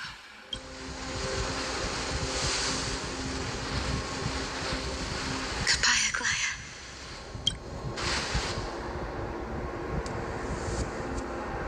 Yeah, what a shame. I thought there'd be some room. Turns out, everything in that chest was soaked in water from the River of Souls. Nothing valuable left. Those relics were once priceless. But time has eroded away all that they once were. Aw, hearing that from you makes it sound so sad. Wait, why am I getting all sentimental? I haven't even processed what just happened. That horrible woman. When did she... Oh! If you see her, let her know this. As demigods, we can't avoid our duties forever. Could it have been back then when... Do you remember now? Looks like you don't need me to jog your memory. She must have slipped that nymph into your pocket while you were distracted. Don't underestimate that bug. It's every bit as dangerous as the seamstress's golden thread. Let your guard down for even a Whoa, that's like some brainwashing monster straight out of the Black Tide. Creepy. Boss, how did you realize something was wrong? I'm sure. Actually, it gave itself away very early on. Speaking of the world-bearing titan, Cypher, didn't you tell me once you used to be a... We've been partners in crime for 1,000 years. We've talked about everything there is to talk. Absolutely wouldn't have shared that with anyone. But, boss lady, there's a chance Aglaia wasn't trying to trick you? And as far as I know, the embodiment of trickery despises that golden thread which forces people to speak the truth. You'd never defend Aglaia. Isn't that right, Zagreus? Knew it! I knew it, he was Zagreus. You have a terrifyingly sharp mind. After all, I'm the only one in the world who knows you're still alive. To make sure you survive the Titan trial, I had to fool the entire world. If you want to keep that lie from falling apart, you'd better keep playing your part in the days ahead. Even if it weren't for saving my worthless little life, I'd still walk through fire for Cypher without hesitation. You may have been reduced to this form, but... Speaking of which, Cypher, you're not taking that wicked woman's words to heart, are you? Life's been pretty great lately. Why get into trouble? Honestly, I've been thinking. Maybe a trip back now wouldn't be too bad. You're back again, Cyphera. Your face. It's bleeding gold. I need clothes. Anything. Just throw me something. A piece of cloth will do. Just enough to cover the wounds. I will pay back the amount I owe. I promise. You're bleeding golden blood. Yes. What about it? So what if I'm one of those Chrysosaurs they talk about? Those infinitely strong heroes. World-renowned swords. Cyphera. Oh, I'm sorry to disappoint. Who knew that group of amazing people would include me? A pauper. Thief. Con artist. Maybe I should just make another cut to drain all this yellow stuff out of me and... Stop it, Cyphera. Cypher. I'll give you clothes. Warm you up and stay here. Stay in my workshop until you're healed. Aren't you going to ask me how I got these wounds? Right. What's the use? I'm so good at lying. Even your golden thread can be fooled. If you can't verify the truth, why bother asking at all? I don't need to ask. Nor do I need to use the golden thread. I know everything you do is for survival. At all costs, stay here. You won't have to deal with the cold or go hungry again. Stay by my side, and you can start putting yourself back together. Aren't you worried I'll ruin this place's reputation? Or that I might sneak off with your precious clothes and sell them? I wouldn't have invited you if I were worried about those things. You're weird, seamstress. You know, they say a child who often lies remains a liar for life. I've tried not to become a liar. But honestly, what makes you think I won't? Because I can feel it. Not with the power of a demigod, but with the heart that beats in my chest.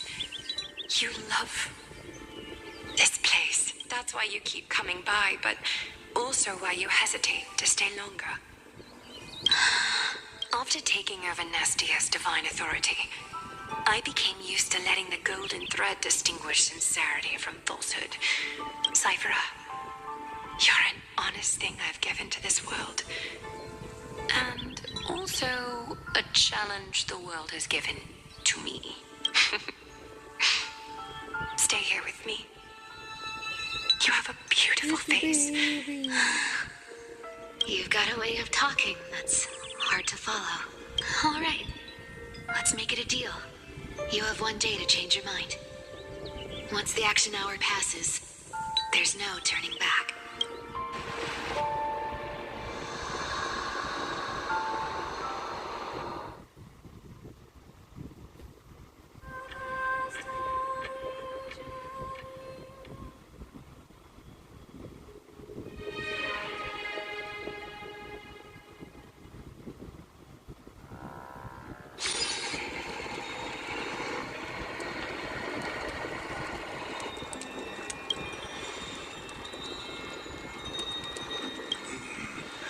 Pressure. Fear.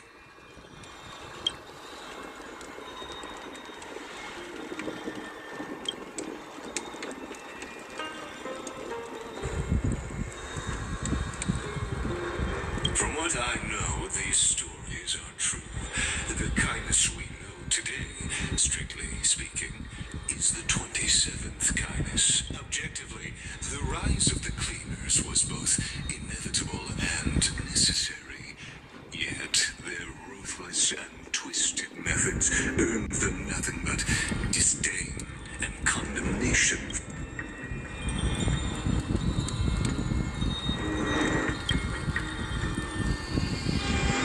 Even in these crumbling end times, there are always those who find ways to profit from the chaos, to ask the vested interests to abandon their status, wealth, and ambitions in this world for a distant ideal may be no easier than creating a miracle.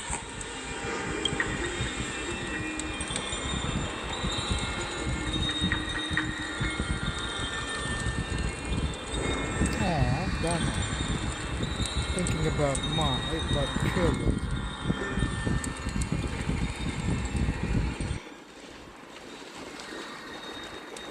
There you are, Lord Donghong. We couldn't reach you on the teleslate, so the Holy City Guard almost assumed you two had met some terrible fate.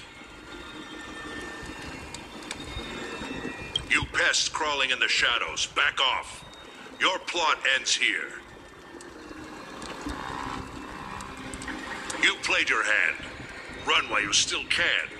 It might be your only chance to survive.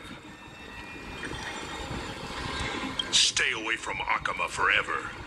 If you set foot there again, the fury of its people will tear you apart. Because Aglaya is dead, and in the eyes of the Holy City citizens, her blood is on your hands. Holy shit. Holy shit. They didn't show Aglaya's death? What?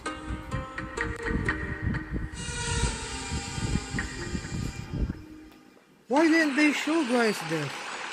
Oh yeah, fuck you. Yeah, fuck you. Looks like she was wrong about you. She? Are you talking about the mastermind behind all of this? Well, she thought you were weak.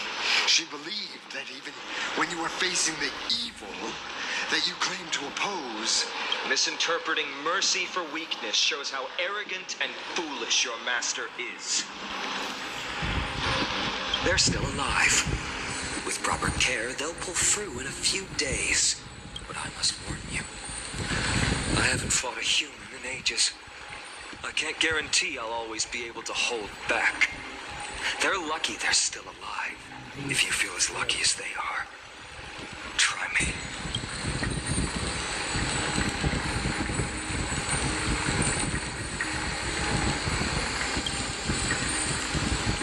Phainon is seriously upset. Get out of here.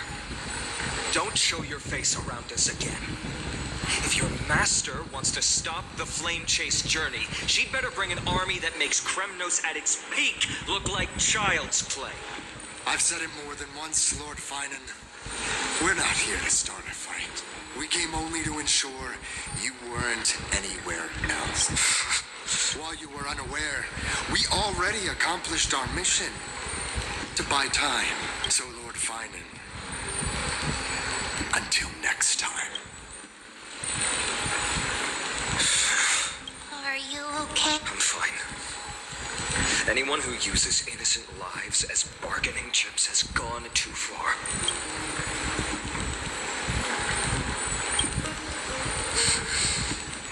guess the opposition within the Council of Elders is still desperately fighting to obstruct the flame chase. If the conspiracy is exposed, they'll be hunted down in the Holy City like rats with nowhere to run, no matter where they hide.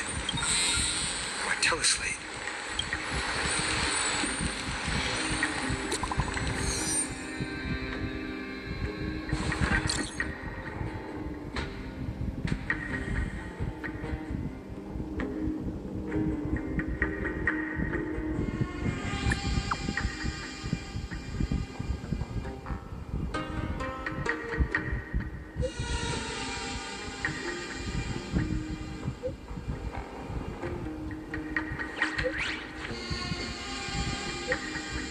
Oh no!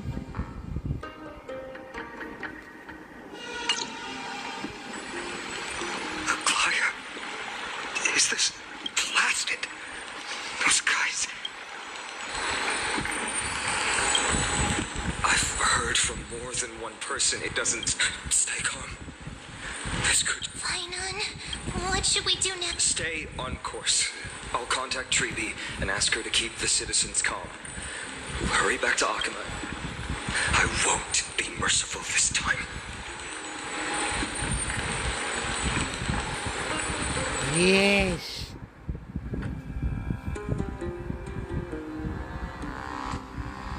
They didn't show Aglaya's death. Motherfucker didn't show Aglaya's death.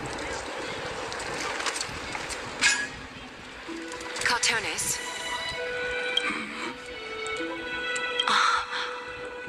You're forging a sword for Phainon, aren't you? I haven't seen you wield the hammer in so long. I couldn't help but be entranced by the sight. You, Aglaya, in this form you come to me. It means... That's right. At this moment, my physical form is already shattered. My journey as a human in this world has come to an end. It's time to fulfill our pact. Of course. The pact. I haven't forgotten. The thing I entrusted to you. Do you still have it? Far too plain this vessel is. Not worthy of you. Do you still insist? I insist. Over the past 1,000 years, every piece of fabric I've worked with has been tainted by my cold divinity. It's made this ornament stands apart. It was a gift from a child. She was pure and kind. I often wished my childhood could have been like hers. How to say goodbye to everyone? Have you already planned? I'm afraid there's no such detailed plan this time. I deeply regret not being able to say farewell to them, one by one. The moment has come. My departure will give them one less thing to worry about. Invented for the Titans, Kremnos' soul-forging technology was. Though divinity it retains, filtered out, the remnants of humanity will be. Is that what you want, Aglaya? You've confirmed this with me repeatedly. Yes, Cartonis. I need you to do this for me. Condense my divinity into this ornament. It might still be useful in the future to help them complete their mission. Selfless until the end. Envy that child, there's no need to. Already lived a grand life your humanity has. Your praise puts my heart at ease, Grand Craftsman. Now, please, take me through the last tempering that fate has to offer.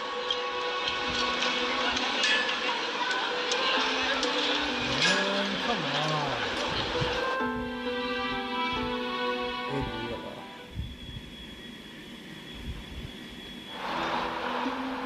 The city is silent. The news is probably spread by now. Every household is locked up tight, and all the market stalls have closed down temporarily.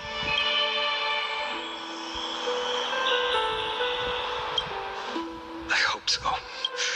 just can't believe she'd be taken down by a handful of assassins. If this is all part of a larger plan, Treby must know something. She just couldn't say it in the message. Let's go find her.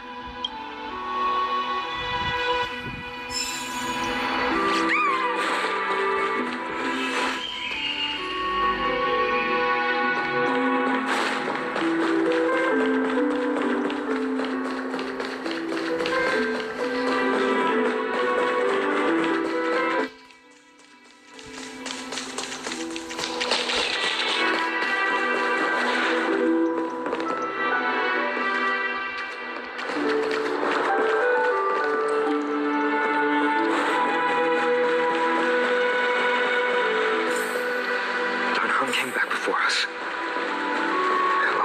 Maybe he's heard something.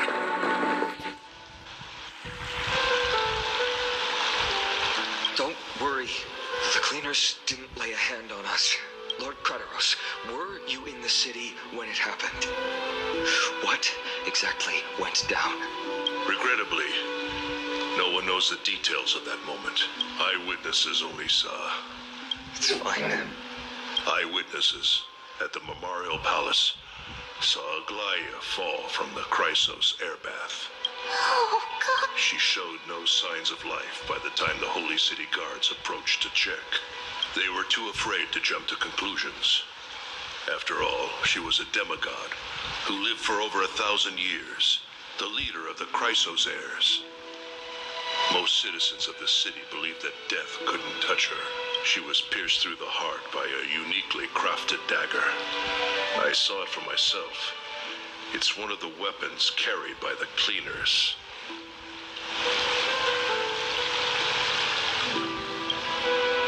I also don't understand. This doesn't add up. The ones who appeared in the grove and those who confronted Don Hung in the Abyss didn't immediately resort to violence. They were just watching and trying to intimidate. They didn't have any reason nor the courage to attack Aglaia. I'll stay here to lead the guards and maintain order. Find out what happened, but don't take too long. With also, Miss Hyacinth was the one who declared Aglaia dead. You might want to speak with her. Thank you. Look.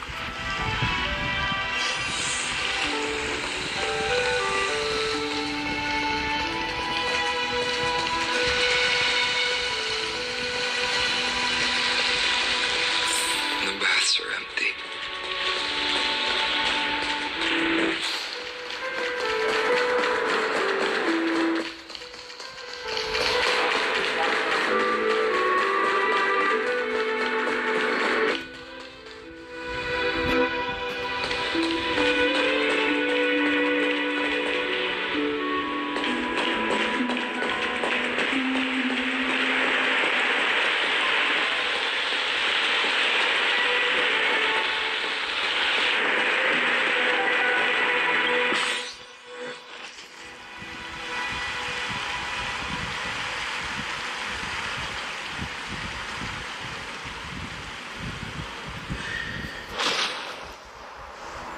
Hyacinth. You're back.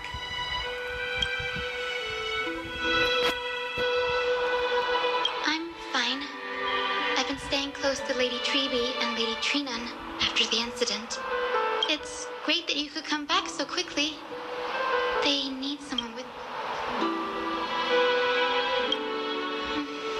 Not well. After all, we witnessed Lady Aglaia's last moments. I tried to treat her immediately, but even the sky's blessings, declaring her death was the hardest thing I've ever had to do as a doctor. Lord Phainon, don't push yourself. You're carrying a heavier burden now. Please, don't fall. It's fine. I can handle it. What I've lost is a mentor and a comrade in arms.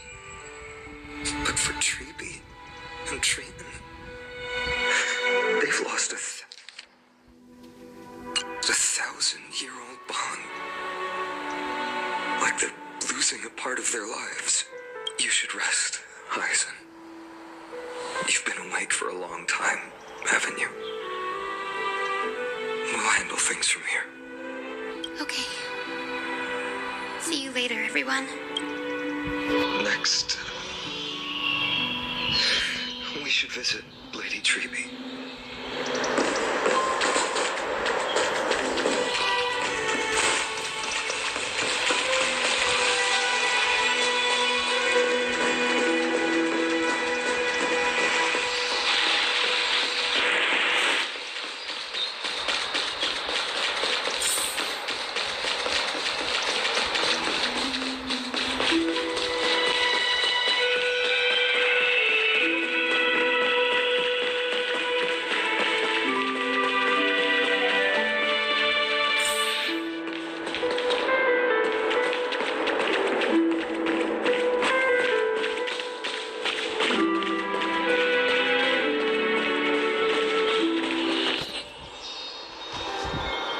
Snowy. Little Gray. Why are you doing You're this to back. me, Daddy? Stop Lady that, Treby. Snowy, don't. Please don't apologize to us. You went to the grove to prepare yourself for the threats to Akuma. You didn't do anything wrong, so don't be hard on yourself. We were always by Aggie's side throughout this long journey. So we understood her thoughts better than anyone. She knew she wouldn't see the end of the Flame Chase journey. Yet, she gave everything without hesitation. For the future of everyone. I know what Aglaya expected of me. Right now, the last thing Akuma needs is a leader wallowing in self-pity. The scroll over there was entrusted to us by Aggie. She instructed us to hand it over to you when the time... I think now's the right time.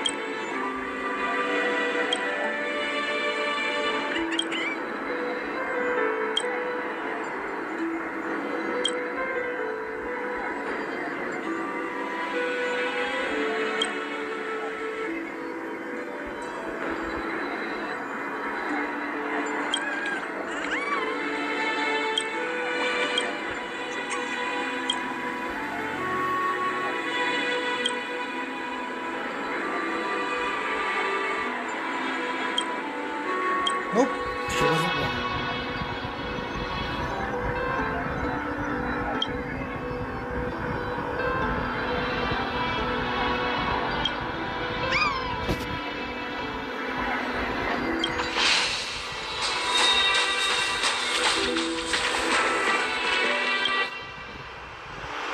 Phainon, my humble student, my trusted colleague. As I write this, you are locked in a battle of words with the Council of Elders, fighting for the survival of the Flame Chase journey on a battlefield where the smoke of war is invisible.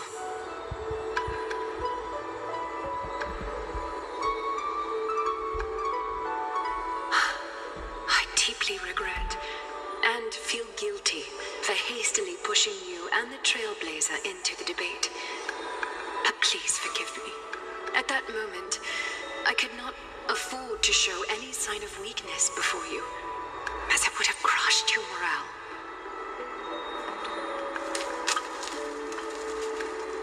I considered the debate a routine affair, assuming I could win merely with the support and experience we'd accumulated over centuries. But I underestimated kindness. and her party's cunning, and also the deterioration of my own senses.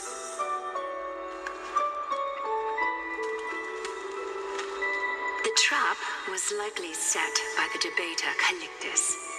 He had prepared a severed golden thread in advance, revealing it to the public when kindness was faltering in the debate.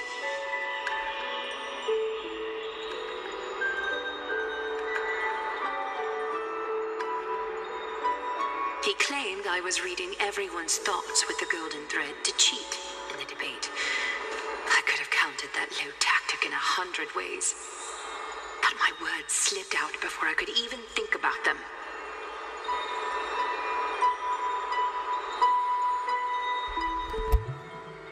With deceitful scoundrels like you in the crowd, I have no choice but to rely on the golden thread to keep watch over everything in this holy city. You can imagine the reaction that comment provoked. At that moment, I felt my time was running short. The divinity in this body might be eternal, but that is not the essence of me. I am a daughter of humanity, born of my mother, and I will die as a human. Realizing that my humanity was fading, I began to plan my exit. What kind of departure would not waste such a belated death? I have yet to find the ideal answer. But I knew I couldn't simply fade away in my sleep like anyone else. The serpents have always lurked in the darkness, terrified of their heads being cut off by the golden thread. If my departure were to be calm and uneventful, it would only lead to a swarm of those serpents emerging from their nests. Regrettably, a peaceful death is a luxury I cannot afford. I must feign weakness deliberately to make those serpents lose patience and act rashly. Just as they think they've struck and sunk their fangs into my heels, that's when I'll strike back, igniting the final blaze to burn away the threats hidden in the shadows. The blaze soaring into the sky might sow fear and confusion, but I have no worries about people losing their way. After all, Alchema still has you to guide them, Phainon. You're not perfect, Phainon. I've witnessed your confusion, recklessness, and deep sensitivity, dawn after dawn. The heavy burdens of your past have always weighed you down, inflicting deep pain. Yet, in your way, you are perfect. You embrace everyone's imperfections, always ready to find the precious qualities hidden beneath their rough exteriors. Unconditionally, that might be what sets our Sky Father Kefili apart from other deities. They recognize the imperfections in their creations, yet still choose to shine their light on them, offering protection with unconditional love. Jesus Christ. Phainon, while you zealously pursued strife, believing it to be your destined path, from the very beginning, my thoughts have never changed. You are the destined world-bearer of Emphorius, the gate to Emphorius's future. Go, complete the flame-chased journey of the prophecy, ignite the stars, and inspire hope in the hearts of humanity. I will be waiting at the end of the West Wind, looking forward to the miracle you will create. Aglaia, how could I possibly be worth...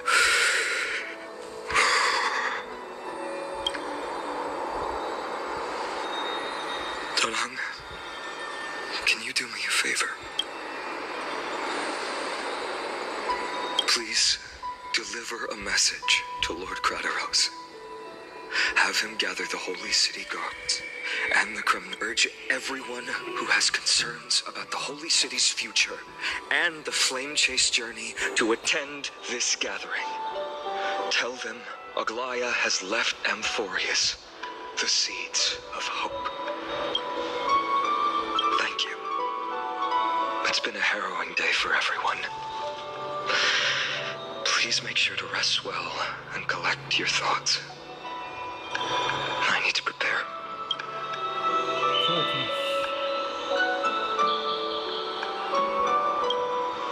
Cortonis, what brings you to Marmoreal Palace?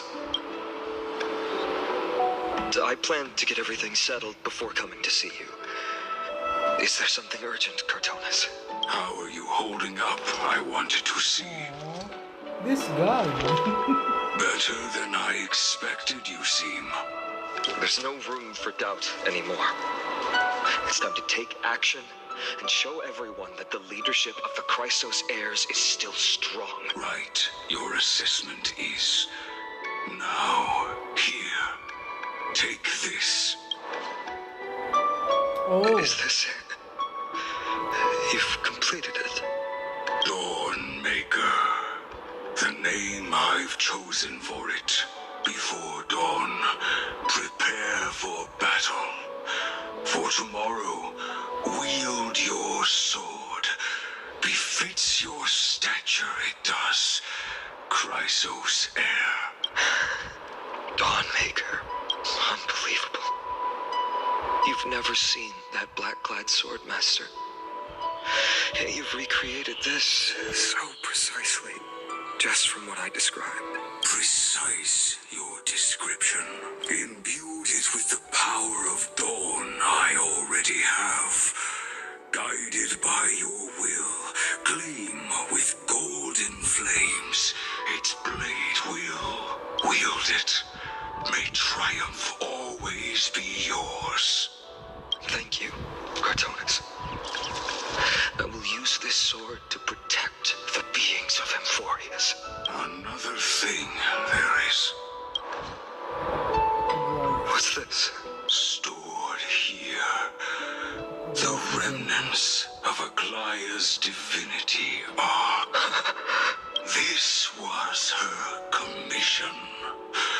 Her death she had long foreseen. Can she still hear us? It's difficult to confirm. About divinity, we know very little in this way. She wanted to be with you. Always. I understand. Let me keep it. With this, Better wear that I'll on have your another fucking wrist, constant man. companion by my side. May this world never have a need for a deliverer. Someone told me long ago, but when the world dashed her hopes and fell into disarray, if she could see me now, leading from the front, rallying people against their destiny, Copyright. she would surely smile.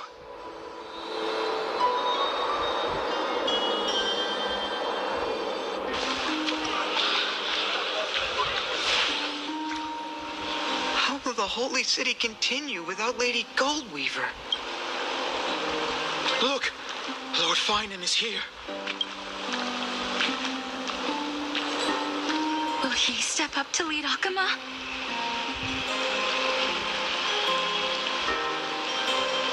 Not long ago, I spoke at the Citizens' Assembly at Dawncloud. I wrestled with every word, searching for the right ones to rally support and keep the Chrysos heirs' flame chase alive. In the end, I remembered a lesson from one of my teachers. In battles where words are weapons, outrage and blind passion often overpower reason. I followed his strategy. I painted my opponents as nothing more than pests, tore apart their character, and laid out their crimes. The strategy worked. I secured enough votes to achieve my goal, but afterward, there wasn't even a flicker of joy. I realized that apparent victory masked a deeper failure. In my pursuit of success, I fueled division and strayed far from my very purpose that led me to the flame chase journey. This journey was supposed to unify, not divide, to strengthen us, not weaken us. It was the gold thread that mended our rifts in the past. Some saw it as a means of surveillance, a tool of control. But no one can deny that it was Aglaya who held this city and even this shattered world together. Now she is gone. Yes, as you have heard, the demigod Aglaya, who guarded the holy city for a millennium, has indeed fallen.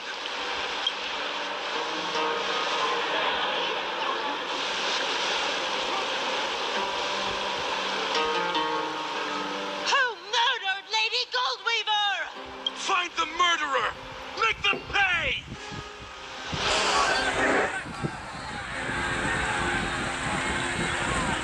I felt the same as all of you initially. I wanted to stand here beside you, to condemn the sinners, to discuss retribution, and to see justice brought down upon them. But my perspective has changed. The golden threads that once bound this city have unraveled. Yet no one is celebrating their freedom from control. In the empty markets, bath chambers, one feeling lingers. Unease. Deep down, we all know the last safeguard against the harm we may do to each other is gone. No divine power will protect us from the malice in our hearts. From now on, only the moral code we choose to uphold for ourselves will stand between us and the abyss. Phainon has a way with words.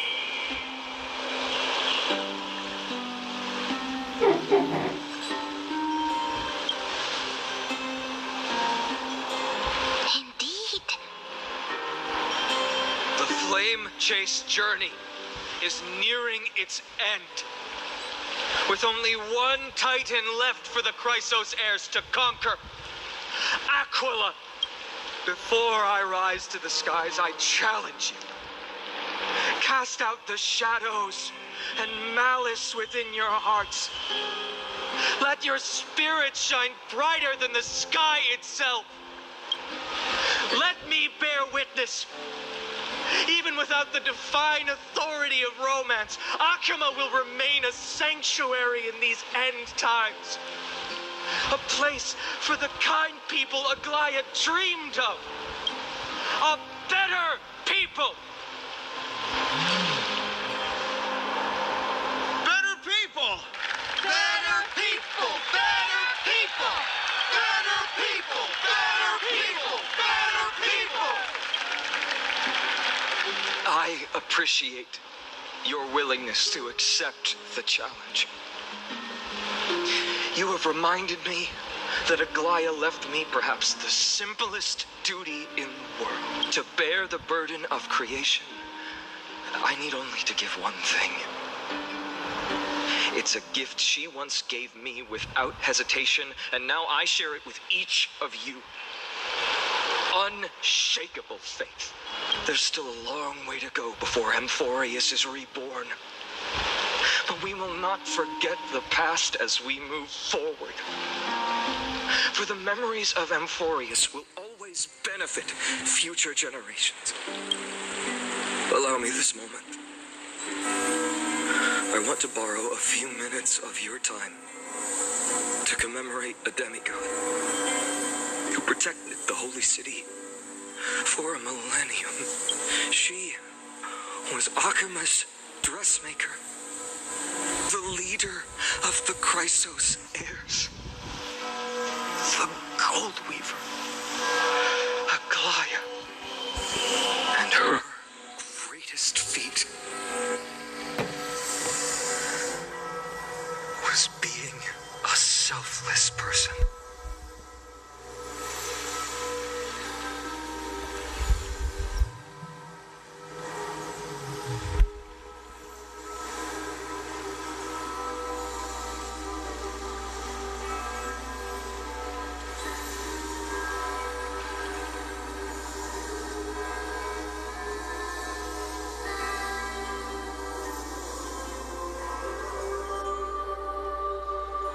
Singing sounds so familiar. That's our song, and Snowy used to love it. Yes, Lady Trian. For that child filled with anxiety, your songs always dispelled the clouds in my heart, even if for just a moment.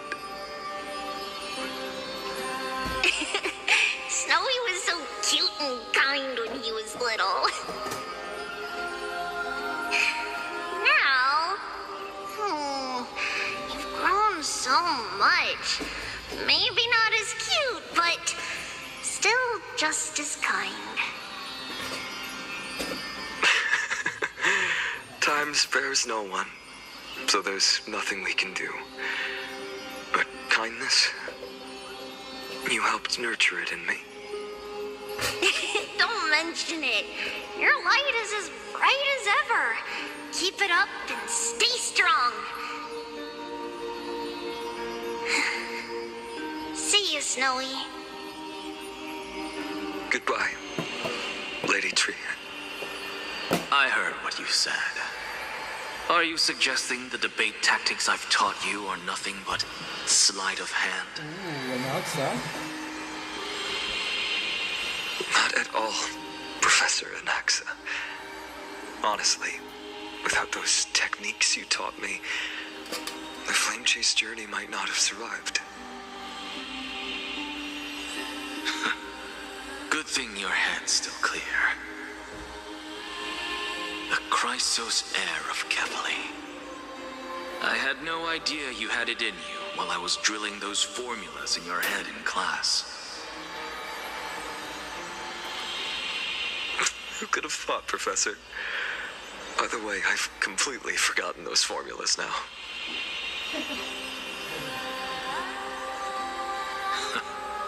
Some things never change. In our next lives, I'll teach you how to truly embrace your divine duties. Duties.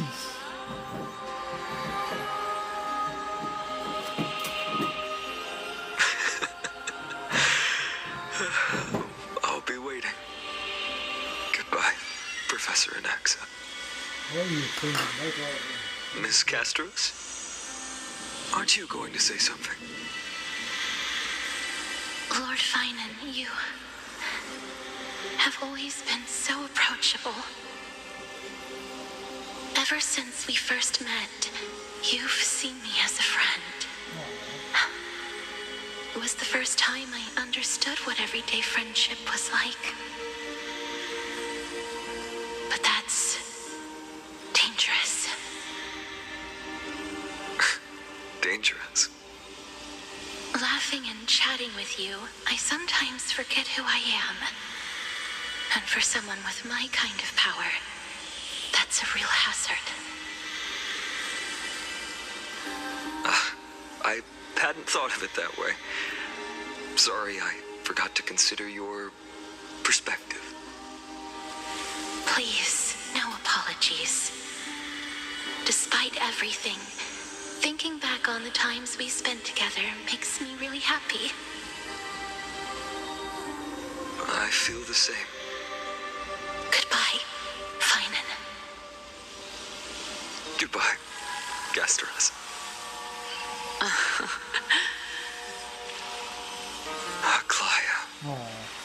Remember, Phainon, after completing the Flame Chase, leave the decision to initiate the miracle of Genesis to the Amphorians. What? The Chrysos heirs are the executors of the prophecy, yet they, the people, are the true masters of this world. Oh. So if the world is the one Rest assured, I It's up always to the keep your Euphorians teachings if in they wanna mind. get the vibe. The difference between a Kinda presumptuous sucks. hero Kinda be and a tyrant is a fine line. Well said. You've got a good memory. It's late. Anything else you'd like to add? Anything else? Even in your imagination, I'm not one to show my vulnerable side. No worries. I've long understood how difficult it is for you to open up completely. Thank you for bringing me here, Aglaya. You saved me. Maybe what I wanted to save wasn't you, child, but this crumbling world. Goodbye, Phainon. Goodbye, Aglaya. Did you forget me? Oh my god. Forget you. Like I'd ever. We aren't parting ways forever. You're just off to guard the gates at Castrum Kremnos. Let's not make this a tearful farewell.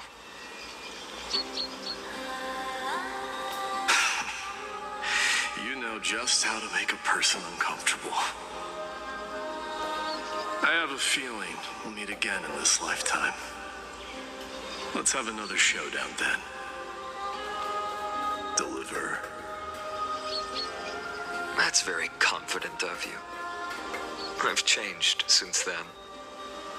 Have you seen this sword?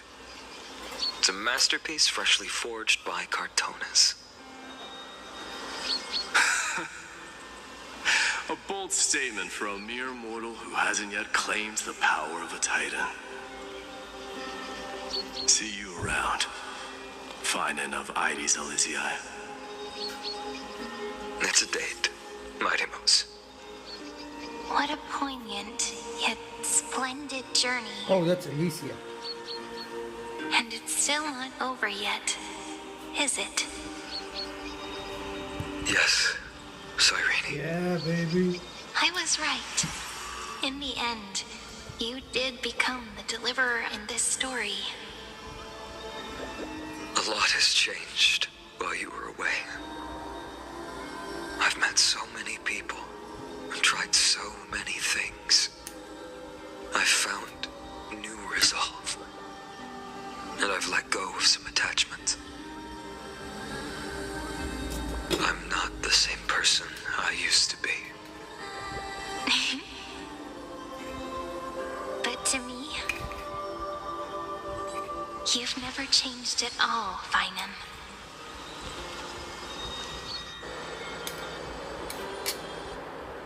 It's kind of sad now that I think about it.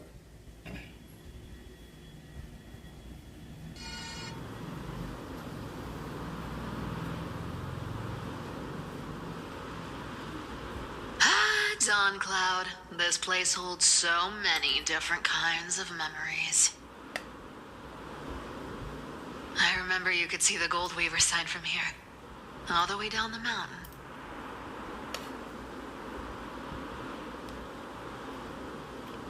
But my eyes aren't what they used to be 1,000 years ago.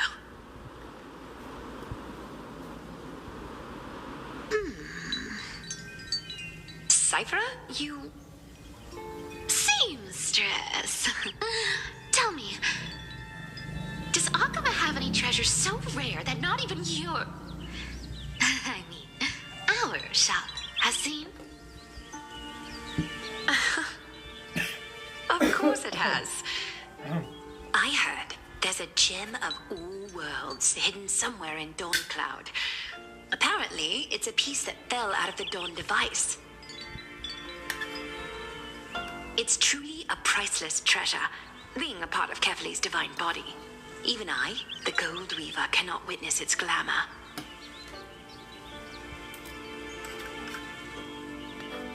Gem of all worlds. Nice! Got it! Well, please keep looking after the shop while I... Let me guess, Cypherer. You're probably already plotting to sneak into Dawncloud to steal that gem. And your next move is probably trying to sell it to the highest bidder, then distribute that money to the poor and the refugees in the Holy City?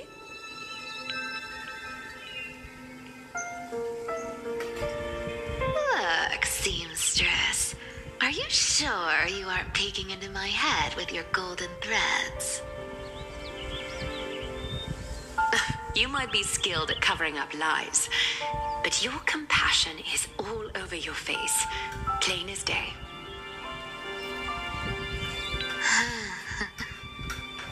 Don't lie to yourself. Do you honestly think this is the right thing to do, Cypherer? What else am I supposed to do? That's the only thing I can do with my power. You keep talking about how I have the potential to become a good person, or even what people call a hero. But I don't know what I need to do to get there. I can't weave golden dresses like you. I can't sing as well as Miss Hyceelins, and I definitely don't know as much as Big Sis Treby.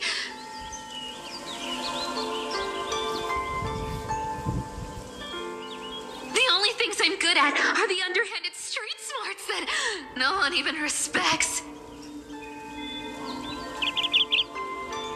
But I still want to be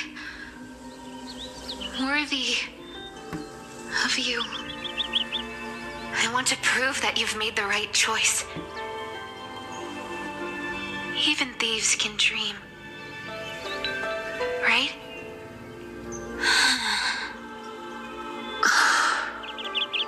I know, Cypherer. I know. You are justified in your anger. Destiny is never fair. And your path is doomed to be even worse than everyone else's. You are fated to walk in the dark and bear the world's misunderstanding in this journey. But you have to believe that everyone in this world is unique in their own way. I am convinced that you're the only one who can bear the authority of trickery, even if you have to contend with the legendary 300 master thieves of Dolos.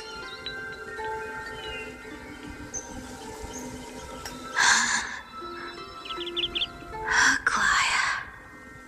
I just want everyone to believe that the world is beautiful and that everyone is simple and kind. If only I could get everyone to believe that. Would that lie become reality? If enough people believed in it, even though it's a lie. Lies will always be lies, Cypherer. But sometimes they can be more noble than the truth. Are you really planning to just stand there forever? Honestly, sneaking around doesn't suit you, Deliverer.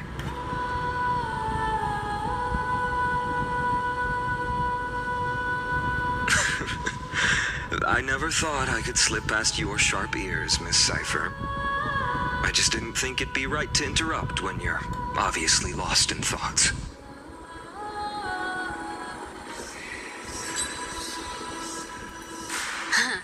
Still as charming with your words as ever, boy. Your speech at the public baths wasn't half bad. I'll admit. It managed to touch my heart. Just a smidge. Thank you. I had a feeling back then that you were in the audience. Intuition certainly is a thing of wonder. Oh, and you didn't call me out on the spot. You waited all this time to tell me. Well, I thought you'd need some time to yourself after she passed away.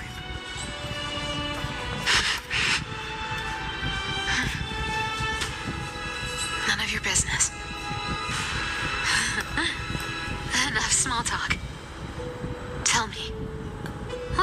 trouble did you run into that you need me, the super old-timer, to step in?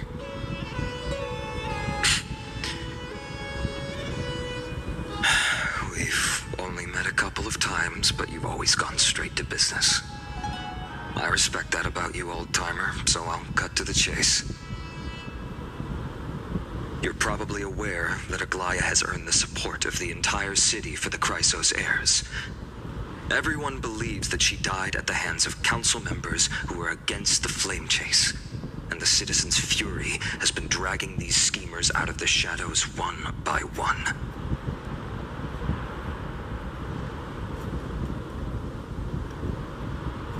But they didn't get everybody. To this day, we still haven't found Elder Kainos, the leader of the Cleaners. I see. You're afraid she'll do something wild now that she's pushed into a corner, aren't you? Yes. I believe that Kefali's core flame, forever enshrined above the council theater, would be the opposition's final trump card against the Chrysos heirs.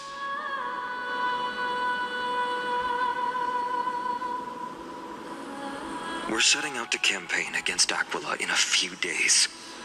With the Chrysos heirs gone, it'll be their best chance to strike.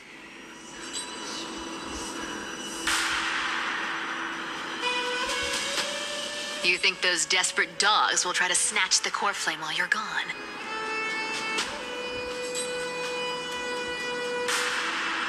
So, you want me to give them a nice long walk while you're away, right?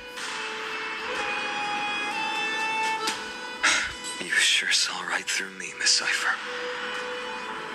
I know exactly what you can do. Godlike speed, perfect disguises, untraceable movement, and that most enigmatic authority of trickery.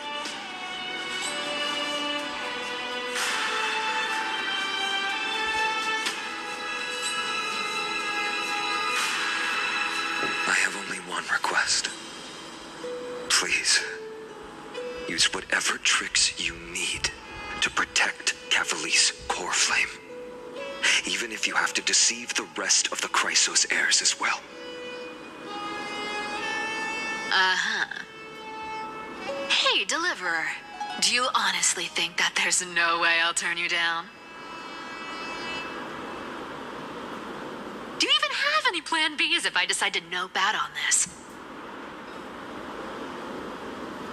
As the demigod of trickery, there are no other trump cards in the world that can outrank you. I'm sure you know the answer to your own question, Miss Cipher. What confidence. You talk as if you have everything in the palm of your hand. Huh. So you did learn a thing or two from her. I'll give you that. Then let me tell you something you don't know. The Flame Reaver. They've been watching Akama closely. You mean... Bet you didn't expect that, huh? I've been tracking them all this time. And this is my conclusion.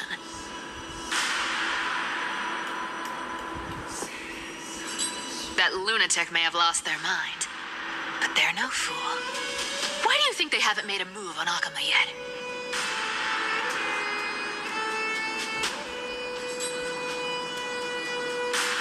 Professor Anaxa once analyzed this. He thought it was probably because Kefali's core flame was protected by the Council of Elders' secret arts.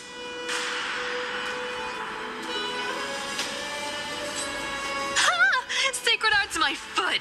I could break those mechanisms with a flick of my finger.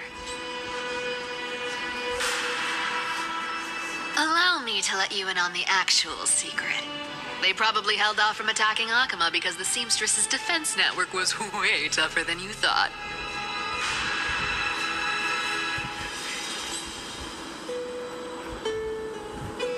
Now that she's gone, and you're heading out to the Eye of Twilight, with the city's defenses in shambles.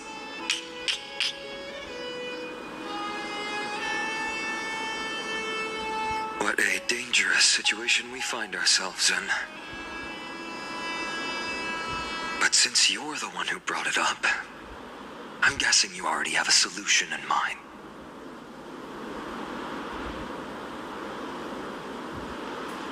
Just look how ridiculously calm you are right now. But you guessed it right. Consider this a 2-for-1 deal. I'll keep that lunatic entertained on top of protecting Kefali's core flame. You owe a big favor after this.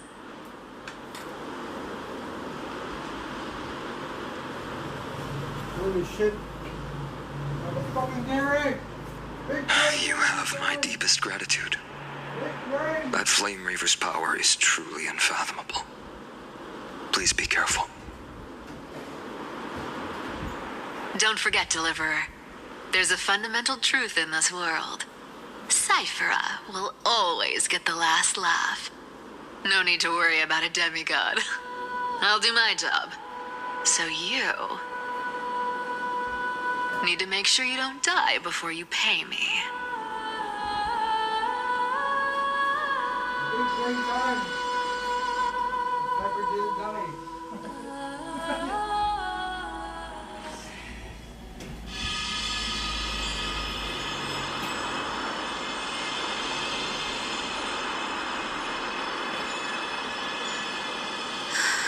I'm back. I've been trying to stay away from here since the Black Tide destroyed the grove. And through that, stay away from the memories that might make me sad.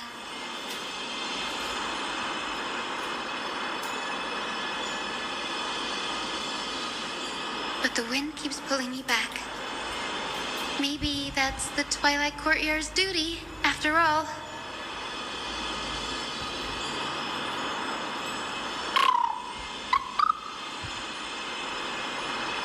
I know, little Ika. I know.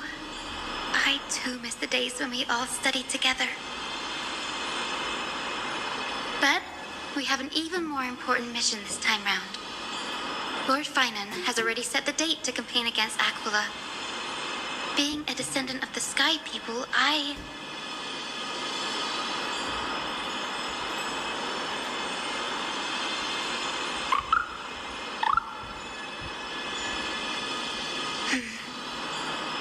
You're right.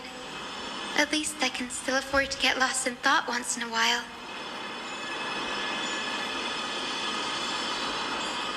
Oh, ancestors. Please wait for just a bit longer. The time I spent in the grove deserves some reminiscence.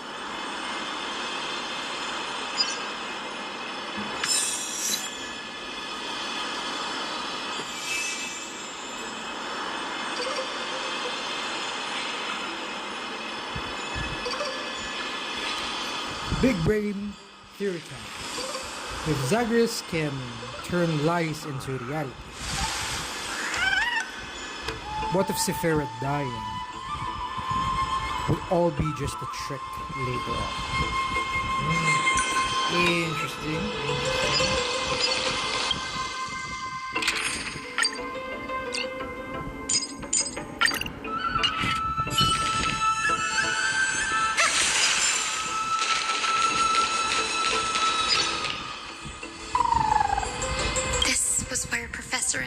Gave us the lesson. I can still see that day in my mind. And that was your last lesson in the grove. Now, each of you will head off on your own path. How much the grove's teachings can help you in the real world depends on how well you can put in. However, heed this warning. If you ever do anything disgraceful out there, don't ever claim you were the student of Anaxagoras, one of the 7 sages. Professor Anaxa, there are still other classes scheduled on the calendar. Are you sure you didn't? Firstly, call me Professor Anaxagoras. Secondly, to clarify, the last lesson means the last lesson I will teach you. I will be entering seclusion from today onwards to research ancient... Ah, I see. So you're saying that the lessons taught by all the other teachers aren't good enough to be considered lessons? All you do every day is wag that sharp tongue of yours. That's a credit deduction, Phainon of E.Y.S Elysia. I have nothing left to say. Next. Please wait, Professor. According to the Grove's protocols for a cohort's final class, the lecturer should take some time in that lesson to discuss the students' post-graduation aspirations with them and guide them toward a solid path. Surely you can't skip such a crucial step, Professor. The teaching assistant, Miss Hyacinth, is truly Professor Anaxa's nemesis. Fine. Since Hyacinthia insists on this, let's go through the process. Since some of you are so eager to speak, why don't we start with you, Phainon of E.Y.S Elysia? What is your post-graduation aspiration? Me? Well, it's not exactly an aspiration, but the only thing I want to do is to protect the people I care about. I see. So you want to be a hero? How boring. Next. I didn't say. Castoris, you've been giggling for quite some time. How about you go next? Perhaps my answer is a bit vague and meaningless, Professor Anaxagoras, but I hope the world can be freed from the agony of death, so that every living being may find calming peace. How naive. So naive that it makes me want to weep for your fairy tale. See, this is why I don't want to follow those outdated protocols. All I get are boring answers. Since you suggested this whole process, why don't you wrap this up, Hyacinthia? Share your aspiration with everyone, and let's see if yours stands out. So it's finally my turn. Good thing I came prepared. My aspiration is nothing less than completing the final blank page at the end of the hero's epic. Blank page? An interesting description. Do explain, assistant. I've read all of Amphorius's heroic epics while studying at the Grove, and a common thread came to my attention. Almost every epic ends with a description of the hero's achievements, but few mention how the everyday people of that time lived. No one recorded the struggles and suffering the commoners endured. So you're saying that instead of legendary heroes, you're more focused on commoners living on the peripheries of historical records. Perhaps I'm influenced by my background. My ancestor, Seliosi the Day Thunder Knight, raised her spear against the sky and ushered in the flame-chasing era that continues to this day. Her story is told to every child descended from the Skyfolk. We have no doubts about Celiosi's greatness, yet her towering figure overshadowed every record from that entire era. What about the Day Thunder Knight's family, allies, and friends? What about the survivors and those who died in the great battles? Whenever I think about their stories by the campfire, I realize the details of those legends have been long lost. And only Celiosi's name remains. Her brilliance had become as blinding as Aquila's, lording over everything on the ground. That's why I'm glad that my era does not lack heroes. All my ancestors had was a sad past. But I have a future I want to protect. Instead of becoming a hero and ushering in a golden deluge to baptize the world anew, I want to stay in the backline and save all the ordinary humans from drowning in the rising waves. I wish not to return to the sky, but to walk among the masses on Earth. I believe it's the only way for the saga of creation to include a footnote for the everyday people in its blank page. That's cool. I kind of like her character. remembering how I said all that, but my beliefs have never changed. Now I really have a chance to stay behind the hero's front line and realize my dream. Danny, what are you doing here? Danilo.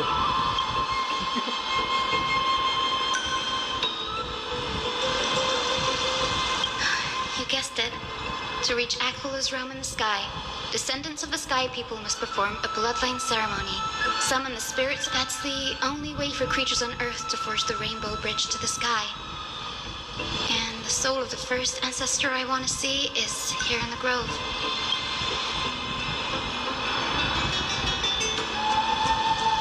Don't worry. I have little Ika with me. You will protect me, won't you? Good, Ika. Well,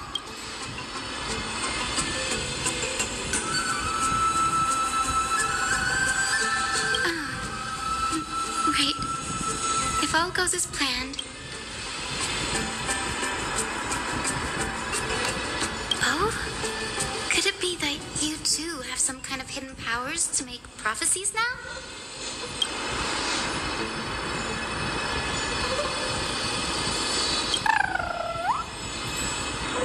Oh my god. No! I need a picture of that. Understand that either, little Ika.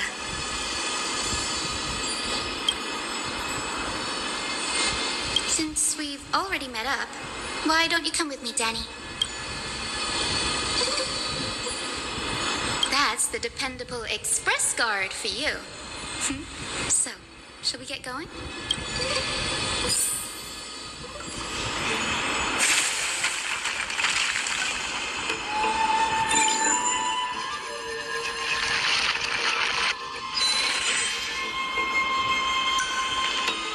Okay, we'll end it for here. End it for now, right? Bye-bye.